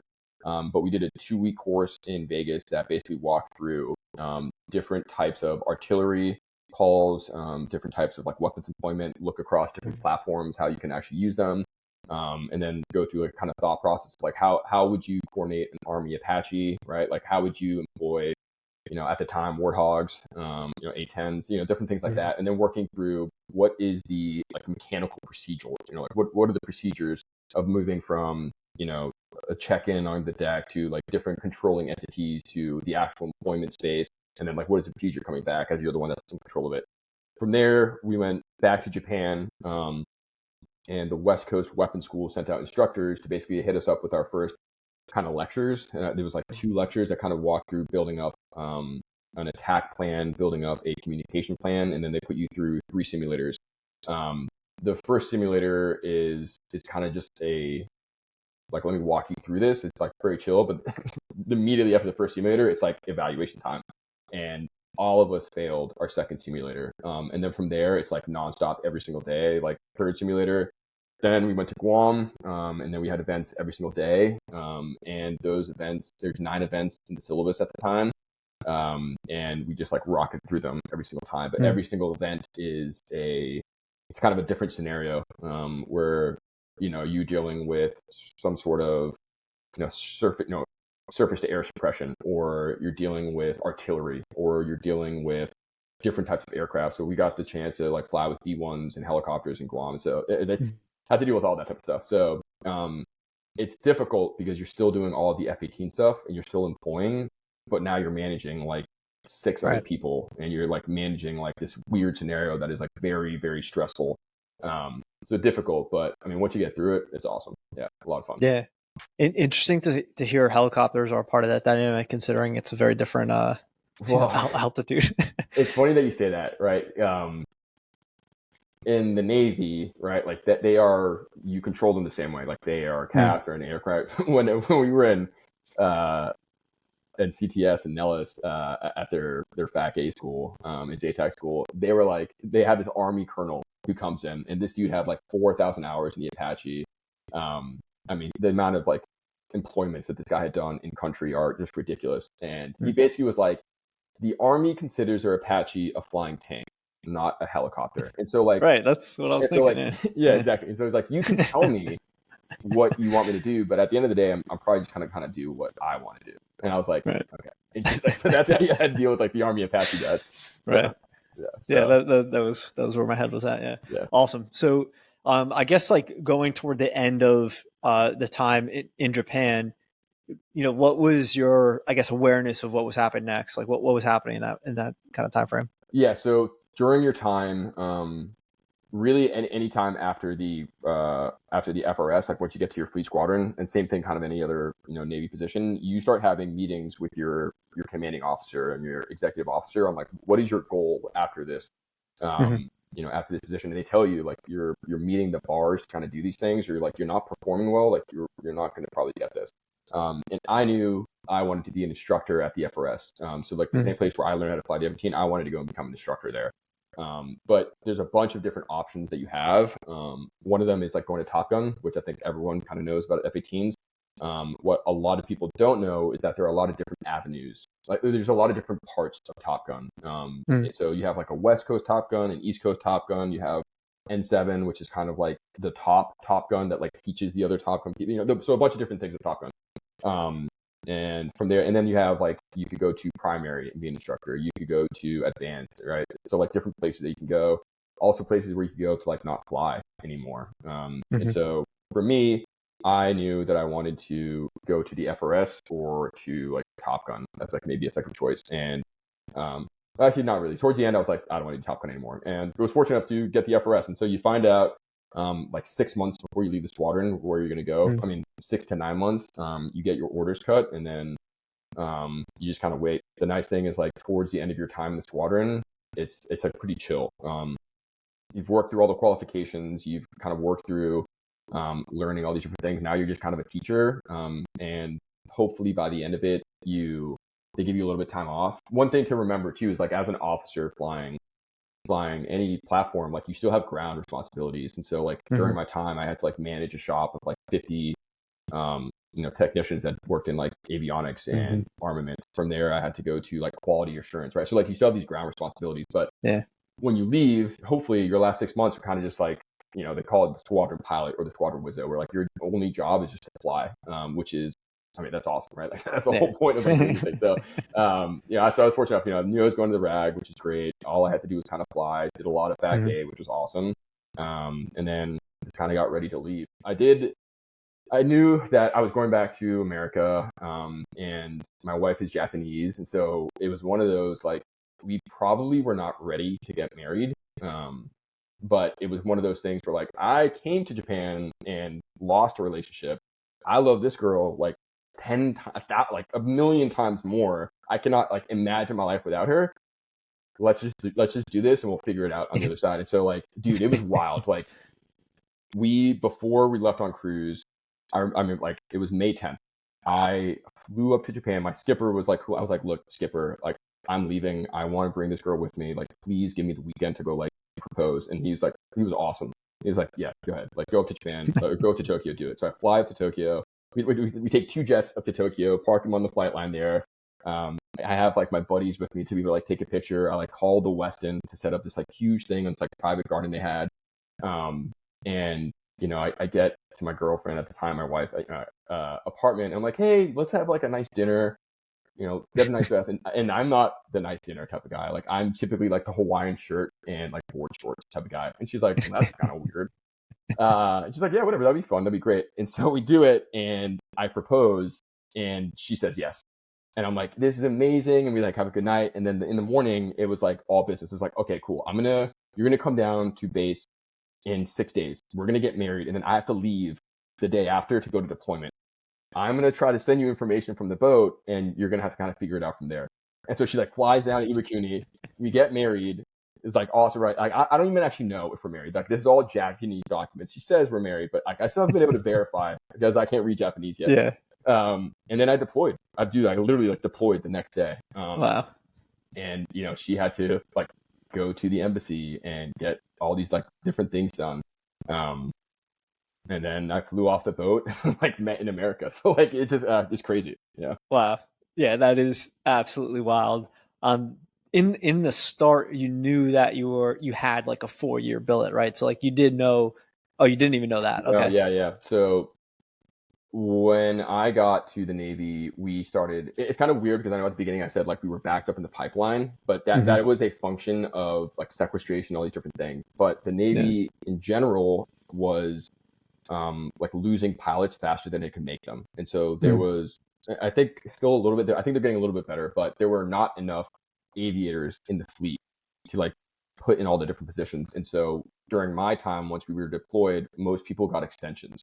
And so I got 3-year orders, but then got extended to close to 4. Yeah, got it. Okay, cool. So you get back to the US, you go, I mean, I guess you get back directly to California where your next kind of role is going to be at. Yeah. So went back to Lemoore with my wife now, bought a house. It was great, got a dog. Dude, it was epic. Lemoore was really, really great, dude. I started probably like the first 6 months to just kind of like, squadron FACA, where I would just like teach all the kids, close air support, and then fly all the missions to do like FACA training. And then from there, I got elevated to the strike shop. So again, strike shop is a phase of the syllabus where they learn how to like bomb and shoot the gun. And it's kind of one of the harder parts of the syllabus, in my opinion, because it's like kind of the first time that they're like employing like large like, bombs that actually explode and like these big guns, and it's like pretty complex tactics. And the cast, this is the first time where they actually employ cast in like a very difficult scenario with like laser guided weapons and things like that. So the amount of lectures that they have to go through and all these like different things they have to learn, like people struggle with it. With that, part of why I said like I was always gone. Like when I became the strike phase head, I had to go to El Centro basically like every month and a half for a detachment, which is like we would go to, a different air base that was closer to air ranges that allowed us to drop bombs more frequently. And that was a function of one, gas, right? Like we are better with gas. We can actually position our weapons there. There's multiple ranges, so we can get it done faster. So I was down there like every month and a half for like 2 to 3 weeks, doing those different things, which was fun. It was great, but I was always gone from home. Is that like a function of instructing, or is that for your own sake of just, being relevant? The being in a Centro for the detachments. Yeah. Yeah, that is a function of instruction, right? Like we're trying trying to get more things done, and it's easier to do it down there where we can like just kind of hot, right? People can switch in faster into the jets. We can like gas quicker or refuel quicker, and we just have a lot more ranges. So if anything happens, we can like move things around. Essentially, it's just a much quicker and efficient way to get kids to the pipeline in 2 weeks. Right. So it was great. Yeah. From there, I kind of stuck being the strike phase head, where I had to like, dude, the air boss basically came down, who was like the guy who's in charge of like all naval aviation, and was like, yeah, so we're changing the entire like syllabus for like F-18s, right? And that was like when I was the strike phase head, and we were the next class that was going to El Centro, right? And if you think, we have like an East Coast FRS and then we have a West Coast FRS, and so we kind of like swap off when we go to like Key West or to El Centro. And like literally like 2 weeks before we go down to El Centro, Air Boss comes down with that, and my like skipper is like, hey, you have to design a new syllabus. And I was like, skipper, what does that even mean? And he's like, dude, just like here's like kind of what they want, like write a new. So I had to like come up with a brand new syllabus of like lectures. I had to come up with like, I think it was like 17 simulators, 15 flights, and I had to like write up all these documents. I mean, which was cool. Like it was really interesting for me to like have to think through like writing an entire syllabus and then being the first one to teach the other instructors how to teach it to students. But I mean, dude, those 2 weeks were just like constant, like 24 hours of me trying to like write these things and like turn things together. But yeah, it was great. So then from there, that's probably like a 1 in every 20-year thing that happens, right? Yeah, big time. I'm sure they're still using it. Yeah. Right, exactly. Yeah. I'm sure they're like, oh man, like Alien was terrible. Why did Alien do it this way? But at least Alien's the one that did it, right? So yeah, dude. So then from there, I became the ops rep of the squadron. And there's like an operations officer, but like the ops rep is like the go-between between like the skipper and the operations officer and like everything else in the squadron. So the West Coast FRS is like the largest squadron in the United States. Like I think it's something like 90 jets. At any one point, there's like 80 students that are going through, and then there's like 100. It's probably like 40 to 50 like retrains, right? So like admirals and captains who are coming back through to like relearn the platform before they go become like skippers of big boats and stuff like that. And obviously massive maintenance squadron. And so like the ops rep is the person who is like coordinating all the airspace. It is putting people in the right like positions for a schedule. It's making sure that you're matching like an instructor who can like teach this, is able to do this. And so like kind of handling all that. Then it's talking to maintenance and saying like, what are our jets? So like, do we have the jets to like do this? Why don't we have the jets? Like we need to like fix these things. Hey, I need bullets in this thing. And then it's like managing the day-to-day operations, right? So like as the flight schedule is happening, people will like come to you and be like, hey, this student got sick, can we like fill this hole? Or like, hey, this student just failed a flight, like what do we do? So it's like literally the person commanding the entire thing and like relaying to the operations officer and the skipper exactly what's going on, which is it's a lot, but I know you get used to it. And then towards the end of my time, like my last year in the squadron, I got picked up for the West Coast demo team out of 122.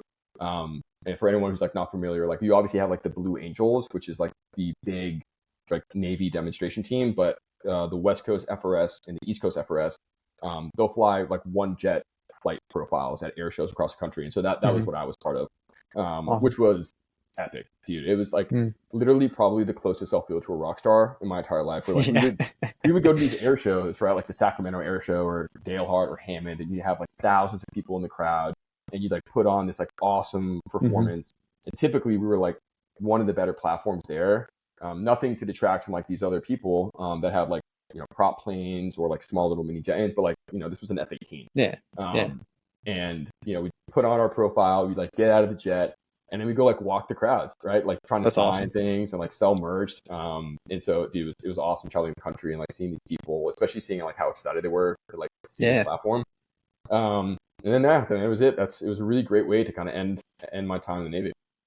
Yeah. So first of all, go back one step to that operations role. What was your team, like the size of your team to manage operations? It was like 3 of us, 4 of us technically. There was a civilian that came in there that helped us with like scheduling. And then it was like me and then 2 scheduling officers that were like underneath me that would like kind of be writing the schedule, and they would like come and ask me, they're like, who can we put in these positions? Like, what are the priorities today? And if you keep it, dude, I wish I had like a picture that I could like send to you so you could like show people whatever. But like, dude, this is like, it's a room that's probably, I don't know, maybe like 10 by 8 foot room, and like the walls are just covered with like drawing boards and like nameplates, and like, I mean, literally it's like wall to wall, and you look around and it's like every different portion of the syllabus, and you're like trying to move these things along and like put things here, but it's like the biggest jigsaw puzzle that you've ever had to like try to put together. And like if a single thing, like, you know, a single jet goes down, it's like a ripple effect to the rest of the schedule. And you're like, well, now I like miss all these different things, and that puts them like 2 days behind. And now we can't like get them to this detachment that's in like 2 weeks. Shit, what do we have to do? Like, all right, now I have to like fly on the weekends. So it's just like, it's like a constant beast. Yeah. Totally. Yeah. I mean, change the word like pilot and flight to like electrician and concrete. And then you got right there. That's classic construction schedule, right? That's awesome. Yeah. Awesome. So like going toward, and then your last kind of role being the celebrity there, which I totally agree with. That's really awesome. No, integrating with civilian life essentially as a pilot. So that's freaking awesome. Yeah. Like toward finishing that, what was your mindset like? You knew, for example, you were going to finish, or you weren't sure? What was kind of like going through your mind then? Yeah, dude, I was torn. I basically gave myself kind of 2 options. I wanted to go to the Blue Angels, and so I applied, and it's a big process to get into the Blue Angels. I was fortunate enough to be a finalist, but didn't end up getting the position. And after I did that, you know, kind of talked to my wife. I was gone like literally all the time, and she basically was like, I don't want you gone anymore. Like I want you home. Like you've had your fun. You've done like all the cool things. It's like time to do something different. And I was like, okay. And she had moved from Japan. Exactly. So yeah, fair enough. Right? Yeah, exactly. And she like had moved from Japan, and then, I mean, this is a funny story. Like, she didn't really know what Lemoore was. Of course, I knew what it was, and I basically told her, I was like, hey, don't look into where we're going. You know, like, it'll be fine. We'll make it work, right? Because I knew that she was gonna be like, man, manure from like walking off the plane. Like, this is gonna be different from like living in Tokyo. And then we get there, and then like a year in, COVID hits, right?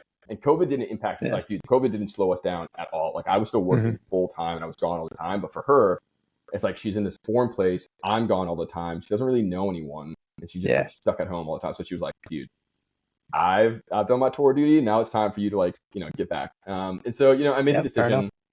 It's time to transition out of the military. I wasn't sure what I wanted to do. Again, kind of talked to my brother and his wife at the time, who also was military, and they were like, you know, an MBA is a great way for you to kind of figure out what you want to do in the civilian world without making up your decision now. And I knew that I wanted to get into entrepreneurship. And so to me, business school made a lot of sense of kind of going, learning different things, trying to figure out what I wanted to do. And so I just started to start applying and getting into that process. Yeah, neat. So, and I'm guessing that meant your brother and his wife were finished with service at that point? Yeah. So Okay, yeah. they had finished years before. Yeah. Okay. Yeah, Yeah. My yeah. Yeah, so cool. my sister-in-law was surface aviation, and they only had a 5-year commitment, and then my Hmm. brother ended up getting a shorter commitment. So he I think got out in like 2015, something like that. Yeah, Hmm. 2014. Yeah.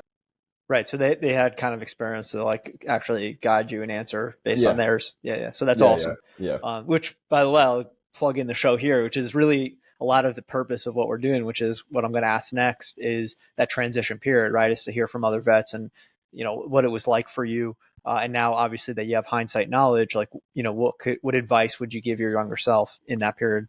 Yeah. I think there's two different periods, right? It's like the gearing up towards transition, and then it's Hmm. like you're out transition. And the gearing up, I cannot stress enough to anyone who's like trying to transition is talk to as many people like Yeah. as you possibly can who have like gone through the same process. Hmm. And talk to both. Talk to someone who is like 10 years removed, 20 years removed, and talk to someone who's like a month or 2 months removed, right? Yeah. Because they're both gonna have different perspectives and they're gonna have like different lenses on kind of what's going on. And that's what I did. Talked to my siblings. I talked to some folks who had like gone to their MBAs right after. Hmm. I had like looked into like what were potential jobs that I could do after, and I was fortunate enough to like have a couple different like job offers as like a simulator instructor, which is like a great Hmm. paying job. But I was like, man, I don't want to be a simulator instructor. I don't want to be like in Lemoore anymore. And so I just started doing research on the different options that I had, and an MBA to me just kind of kept checking all the boxes of like you go to an MBA and you kind of have your option of anything from like banking to consulting to entrepreneurship to startup world, like not as an Hmm. entrepreneur but like part of the startup or like into tech. And so I kind of made the decision of like I don't know exactly what I want to do, but this is giving me the options, and at least I will have a new network and a new pedigree to like kind of unlock more doors. And Yeah. that was kind of my decision to kind of pursue my MBA. Um, and I think if I Yeah. was to do it again, I probably would do the same thing. I think it was Hmm. the right decision for me at the time. But yeah, Yeah. yeah. Yeah. So yeah, It makes a ton of sense. Like asking people, first of all, it can't hurt. Second of all, it doesn't like really, it doesn't cost you anything, right? It just allows you information and perspective. And then you could kind of apply that, plug it into your own story and relevance. yeah, I'm yeah. curious in when you started, kind of twofold question. Like when you started your MBA, um, how was it being in a classroom with like other civilians? And second, in that process also, like how was it going from flying a insane machine to just like day to day, okay, wake up, go to school, go back home, kind of regular civilian life? Yeah, dude, it was a struggle, honestly, to tell you the truth, from the beginning. I so I got out of the military in June, and our classes didn't start until September, and so I had like 3 months of kind of doing nothing. Mm. And so we we drove across the country from like California to Boston, and I was miserable. My Mm-hmm. last 3 flights in I mean, obviously like I have like neck and back stuff just from like all the G forces and like, kind of all the flight hours. But my last 3 flights in particular, they're the best flights in the world. I mean, dude, like these are the sickest profiles that you can absolutely do. But it's like the most amount of G's you can pull a jet, and I did them in like one day. And so like my neck and back just like Yeah. freaked out, and so I couldn't walk for like 2 weeks. Yeah. And so that was like my transition out of the military. And then I went It's a from like good sign for you. yeah, absolutely, definitely a good sign. But then the other part of it is like I went from being surrounded by you know my boys in the ready room, Mm-hmm. like everyone in the ready room that was like super supportive, and like living in this neighborhood where like all my neighbors were like my best friends and the people like I flew with, to like nobody, right? Yeah. Like no, it was like me and my wife. Like we went to like spend time at my parents' home, right? To like before going to Chicago. Mm-hmm. And I just kind of remember during that like 2 month period just being like super depressed, and which was not Yeah. something that I was expecting. I thought I was going to be like, yeah, like I'm out. This is like awesome, like freedom, freedom. But it was more of like, shit, like what do I do with this freedom? And Yeah. where are the, how am I going to start paying the bills? And like I don't have purpose anymore, and like what is my purpose? And so like working through that was tough. Was like really Mm-hmm. tough, and I assume that other people have the same thing of like now you go from like having everyone around you and like you've been doing the same thing every single day, and you have this like mission and this purpose, to like nothing. It's like nebulous.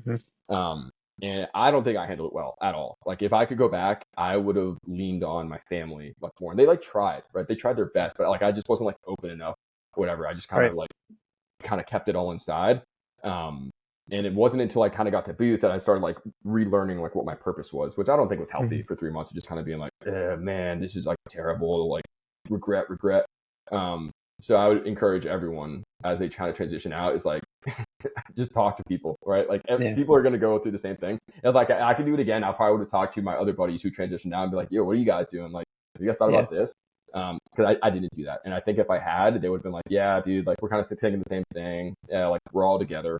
And then like back to that point that you made in terms of like talking to people who very recently finished, and then also talking to people who, you know, are several years out. And that way you could get an idea of exactly what you just said, which is, I think, even if it doesn't help you do anything different, at a minimum, you will have awareness that it's not just like, oh, now you're out and, you know, grass is greener on the other side. Like, no, it comes with its cost as well. Yeah. I guess one thing that I probably may have done, actually, no, I definitely would have done this again that I didn't think about before, is like, I don't think a lot of service members know that there are a lot of transition programs. I mean, there's like a ton of them out there, like service school. There's ones that like link you with the business. You get to like go work with the business for a couple months. And I think that is like one of the best ways to transition out. And if I could do it again, I would have done it that way, where like you don't stop having purpose immediately. Like you go and you start just kind of learning something new, but it's a much more relaxed and like chill, and you still have the freedom that you were like seeking before. I think I would have done that instead, especially because, again, very military friendly, and like they put you together with other military members. So you're with the people that like transitioned out at the same time, and kind of gives you a cohort of people going through the same thing that you're going through. Yeah, totally. Great advice for sure. Yeah. So you get through that, you know, just gap period, I'll call it. The classic struggle, right, of just becoming a newly minted civilian. You go to Chicago, start your MBA. Going now, I guess, like kind of pushing forward my question, which was, you know, what was it like being in a classroom with, you know, just whatever other civilians, you know, given the circumstances? Yeah, it was, it kind of ties back to what we talked about, like at the very beginning of our conversation of like, I learned very, very quickly that, you had to be careful what you said. And like people were very opinionated in like ways that I hadn't like really processed before. That being said, like our program does something very, very cool, where they like get a group of students together, like 10 to 15. And before you start school, they send you off to a country. Right. So I went to Ireland with like 15 different people, and, you know, I was with them for like 10 days. And so you go into school with a group of friends, and then, I mean, mostly friends. Right. And then most of these schools have like armed forces groups, right? Like at Booth specifically, we have the AFG group, which is like anyone who served in the armed forces is like part of this like club, right? So you have all U.S. military members, but you have Israeli, you have Korean, you have Indian, like everyone who's military, like they come and join this group. And so like you kind of have those people for your first day of classes, and you tend to gravitate towards those people during your first day of classes, which makes it easier, which is really, really nice. But what I learned is kind of the same way I joined a new squadron is kind of what my approach was with like getting into school, which was like kind of just kind of like be quiet and like try to understand what the new landscape is and like what the new way of communicating is. And then kind of start talking. And granted, like you can't do that fast, right? Like you only have a limited amount of time in the school, and so you kind of got to figure it out. But like probably the first month I was in school, I would ask like academic questions, or I would ask like, you know, mathematical type of questions, or like the implications of certain things, but I would not attach opinions to my questions. Which I was fortunate enough in the classes that I had at the time that there weren't really like opinion-based classes. You know, as I kind of got through the rest of my first year and second year, like that started becoming more opinions, but I had like learned, you know, this is how to filter, right? This is when to take a pause and just like process what you want to say before you say it. And that's kind of how I approached those classes. But yeah, dude, it was a culture shock. Quite a bit. Yeah. I mean, that's a really good kind of advice or way to look at it or approach it, which I think you really, I mean, any military setting, you understand that, like, you know, you go through the rounds of being a new person, then you get rank, new person. So like, it's taking that same kind of approach where you're the new person, going into a new setting, like just understand what's what. Yeah. That makes sense. Exactly. Yeah, that's a good way to put it. Yeah. Cool. So then, you finish your degree. Like in that process, did you know what you were trying to go after? It sounded like you said you went to like a veteran-based company from there. Like, what was that process like for you? Yeah, no, when I got to Booth, I knew two things. Like off the bat. I Mhm. knew that I did not want to go to banking, and I did not want to go into consulting. And I Mhm. knew that because my brother was a banker and was miserable, and my sister-in-law was a consultant and she was miserable. Yeah, yeah. And so I went in thinking like, okay, what else do I want to do? And then I found out in like the first, like week that there was this thing called entrepreneurship through acquisition. Mhm. And I think it's becoming more popular now, but for like anyone not familiar, like entrepreneurship through acquisition is essentially you buy someone else's business. And the United States is at a point right now where you have a massive aging population of folks that Mhm. have great businesses, but they don't have anyone to take them over. And so they're selling these businesses. And so it's a really great opportunity. And so I was really focused on kind of that. And because of that, I decided to work for private equity funds that specialize Mhm. in that kind of entrepreneurship through acquisition model. And that's where I kind of worked with like other bets. The fund in particular was called Next Gen Growth Partners. It was awesome. The EIR I worked for, which is an entrepreneur in residence, Mitch. He was a former vet who's academy. We actually were the same year. He just was surface warfare, so he had gone out before. Mhm. And it was great. Like I got to learn all about like entrepreneurship. I got to learn about finance. I got to learn about due diligence, like what to look at companies. I got to see like roofing businesses. I got to see commercial real estate organizations. And so, was really focused on that. But, during my time at Booth, I had kind of gotten with Kevin, who I met during my Ireland trip, and like had become best friends with him. Today, my CTO, Mhm. and I kind of like started talking to him about this huge problem that I kind of been seeing in kind of the built world, and so that's kind of where we started focusing on the built world and like that experience that I had like seen in commercial real estate, also like experiences that I had as a kid, also that he had as a kid, and that's kind of where we started, thinking about what we wanted to do after school. And so we Mhm. kind of shifted gears halfway through our second year and started focusing like completely on what our idea was. Mhm. Cool. Yeah. So, I mean, if I understood that correctly, then you started working for that company while still in the MBA program. Yeah. So when you're in your Oh, cool. MBA Yeah. program, you have to do internships. Okay. Yeah. Gotcha. It's a Yeah. requirement to graduate. And so I worked for that one, like long. I worked for them for like 8 months or like a year. And I worked for Mhm. like another small one for like 3 months. And that's kind of the timeline that it was. Okay. Cool. Yeah. So then, when you finish your degree, that's when you started your company. Is that like kind of how that? Yep. Yeah. Exactly. Awesome.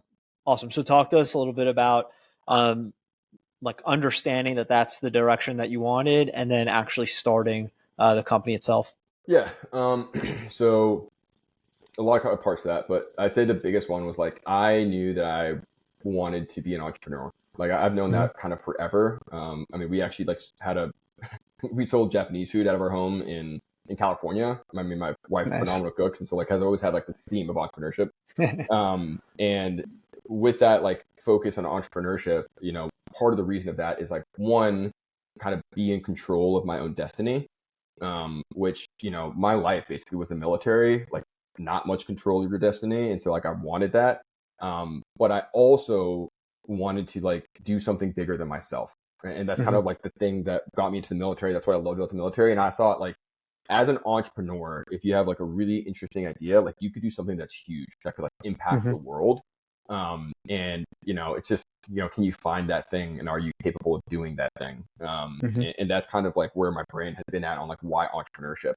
And so, when I had started seeing these different things in these different industries, and, even had a friend who was like in the industry and like kind of talked through him about it, um, ended up kind of talking to Kevin, and Kevin's background is all in like computer vision and like the most advanced AI possible with like his crazy background of like Princeton, Bloomberg, the intelligence community. And I started kind of talking to Kevin and being like, hey man, like, wouldn't it be crazy if like we could tell the future, right? Like we could like understand what was going on to physical assets in the future. And he was like, that's like a really interesting idea. Like, I think that we could actually do that. Like, I've done similar things in like my career using like, this advanced AI. And we should kind of look into it. And so with that thought of us both wanting to be entrepreneurs and like kind of having this idea that was like pretty revolutionary, we started like looking Mhm. into the market.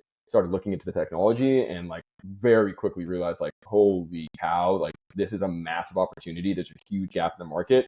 We're the team that can do this. And that's kind of what we decided to like, let's dive in and kind of tackle this problem and launch the business after we graduated. That's awesome. Yeah. So how did you then in particular identify built environment, for the idea? Yeah. So, I mean, the idea came kind of multiple parts. One of the parts is kind of personal, where like Kevin and I both grew up in places that had like failing infrastructure.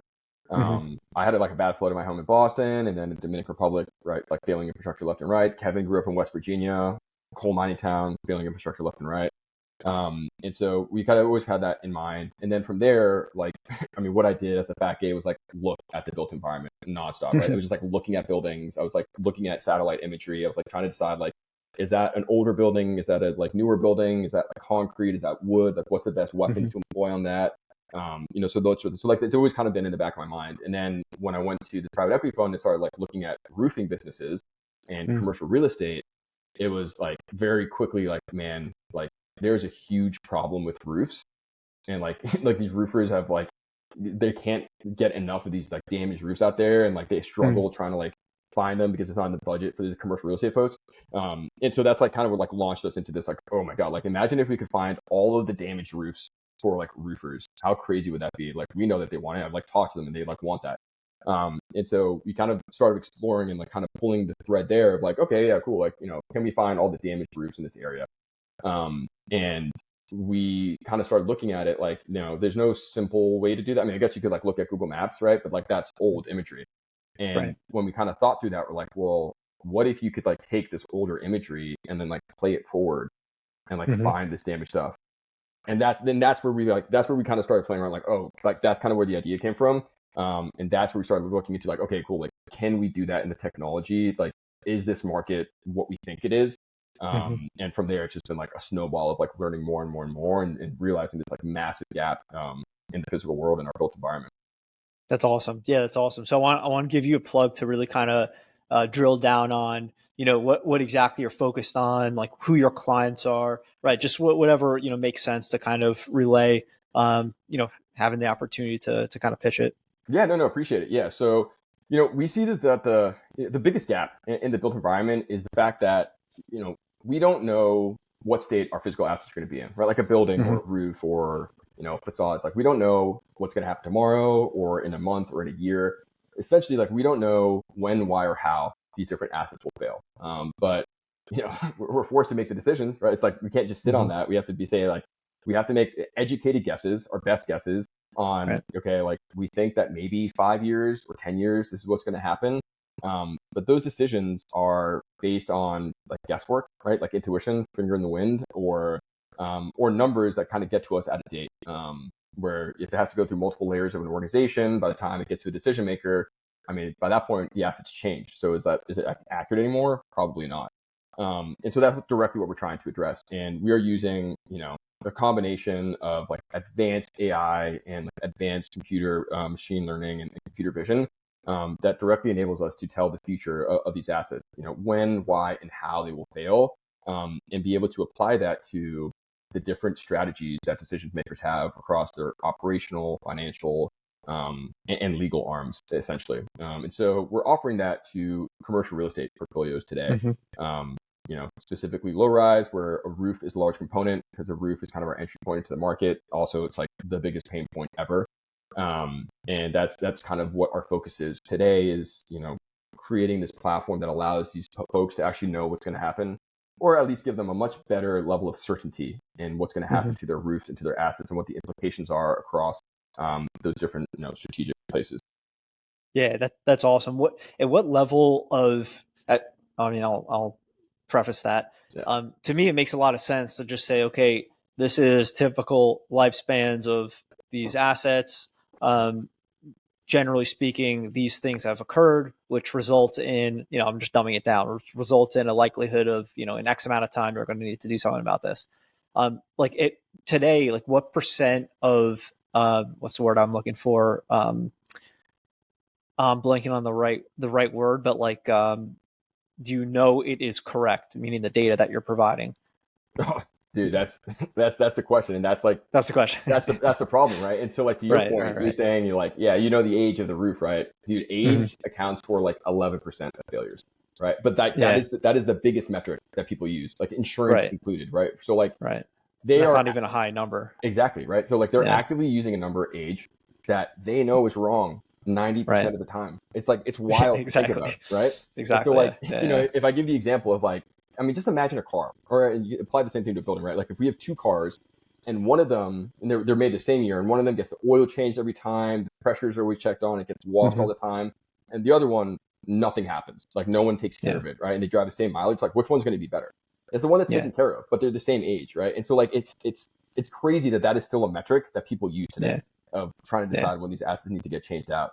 And it's a serious problem. I mean, we're specifically targeting the decision makers, but with them, kind of the CFOs who have like a lot of Hmm. buying power at these organizations, you would be astounded at how often these CFOs get removed or fired, right? Like Mm. it has like a 15% turnover rate, which I mean is the highest in the C-suite. It's crazy Yeah, turnover that's rate, wild. and they get fired like 73% of the time after earnings misses. So like it's a massive problem. Mm. And I mean, across the industry, it's become a priority.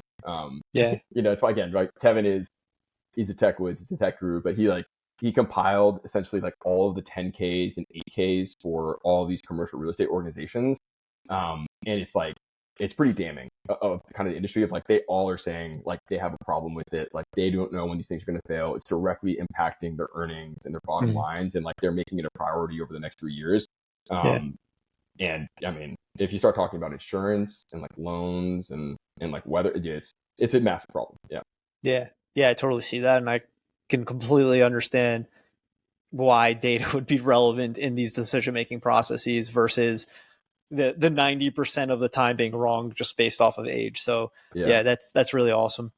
Um, so closing out the, professional side of your career so far to date, civilian profession, I want to plug in translatable skills. I know we kind of like randomly mentioned throughout your story, but just giving the plug right now. So military to civilian built environment, translatable skills, what do they look like?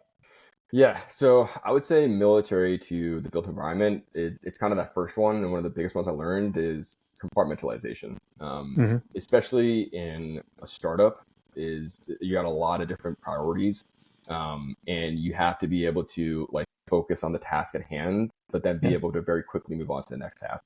Mm-hmm. And I think like there is no one better than service members that like can do that, and I think that that is very translatable.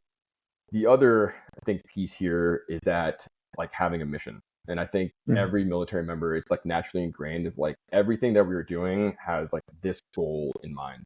And I think that that should apply to everywhere in life, right? Like you should have physical goals, you should have health goals, you should have, mental goals of like what you want to be reading or what you want to be achieving. You should have like family goals. And it's not, and I'm not saying that like every single day, every minute, like you have to be thinking about those goals, but as long as you know what those goals are, like you can always kind of work towards them. And I think that Mm-hmm. that translates directly to business. Um, and then I think the last piece that's very translatable is in the military, like we are forced into highly stressful situations with very different people and forced to work as a team. And I think that that ability of being in like high stress situations, being able to work as a team is incredible. And I think that translates very well to this world. Yeah, yeah, well said. And then the last one is having a wall of a Gantt chart. That'll that'll translate well. Yeah, Yeah, yeah, exactly. that's hilarious. I love that story because it couldn't be more spot on of what happens in construction. So that's great. Yeah, Awesome, awesome. And so before we close out with the last two questions, but before yeah. we get there, any question I didn't ask or anything you'd like to kind of add? No, I mean, you do a great job, Adam. Yeah, you're very, very Cool, methodical appreciate that, with it, man. and I think you asked the right questions. Awesome. Awesome. Appreciate that. Cool. So closing out, we'll do two last questions. One is any book or books you'd like to recommend to the audience? Ooh, that's a great question. I am a huge fan of Andy Weir. I know Project Hail Mary is coming out as a movie, but if anyone wants to read the book, phenomenal book. Hopefully the movie kind of is in line. Always recommend Malcolm Gladwell, Outliers. Mm-hmm. Really love David Goliath. Love Yeah. that one. Um, love Naval Urari. Apologies if I mispronounced the name and you kind of heard this, but Sapiens I think is a great book. And then I don't know if anyone wants something on the lighter side. My CTO, he sent me like this audiobook, and he's kind of into like the art, like LPG, RPG, like books that are kind of go through the lens of someone who's like real person time, but like other alternate universe. And he gave me this book called Beware of Chicken. And he was like, dude, just like give it a chance. Just like listen to it. It's going to be like mindless, like listening, like when you're driving or something like that, listen to it. It's hilarious. Yeah. I loved the book. The concept is great. very, very funny. It's very like, I don't know, it's like a 6-hour audiobook that you just like play very, very quickly. So if anyone wants some like just light something to listen to or read, Beware of Chicken is 10 out of 10. Awesome. Awesome. Great recommendations. Yeah. Big fan of Outliers and Sapiens. Those are like on my list always. Yeah. So awesome recs. Cool. Last but not least, and especially, I like similar to you, different reasons, but similar to you, like post-military, I have a lot of back issues, which kind of, brings the question of what's your wellness practice look like? And I wanted to specifically also add, how do you kind of mitigate that, on your day-to-day? Yeah. Initially, when I left the military, even when I was in the military, I was a big like weightlifter. I like every morning 2 hours in the gym, like weightlifting, and then cardio after. I know everyone has their opinions on like cardio after weightlifting, but for me, that was like kind of my chance to be able to do both. And since then, with kind of the startup world and having children now, it's a little hard to kind of spend 2 hours in the gym. So now I've kind of transitioned to a little bit more at home. So usually like first hour every day is, kind of back to military stuff, push-ups, sit-ups, run, like air squats. But I have transitioned my sit-ups to be not quite crunching, but more like stabilization, just because like my back, always kind of focus on my back now. And always trying to kind of build up my base, my legs. So like I think the air squats and the runs definitely help with that sort of thing. Definitely don't get the the gym physique, but I gotta stay healthy and definitely keep kind of the back healthy. Yeah, awesome, man. Rafael, really appreciate you coming on the show, sharing your story. I'm really excited to see your company grow, man. I think it's an awesome idea. I'm going to be in touch, that's for sure. Appreciate your time, man. Yeah, thanks. Likewise, man. It was great being on the show. Awesome. All right, thanks everyone. Bye now.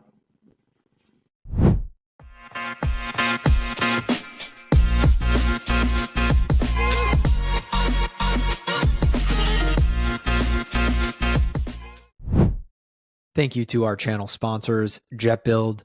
If you're looking for ways to better manage your real estate development and construction projects, look no further. Jet is the command center software for end-to-end real estate development and construction management. That's www.jet.build.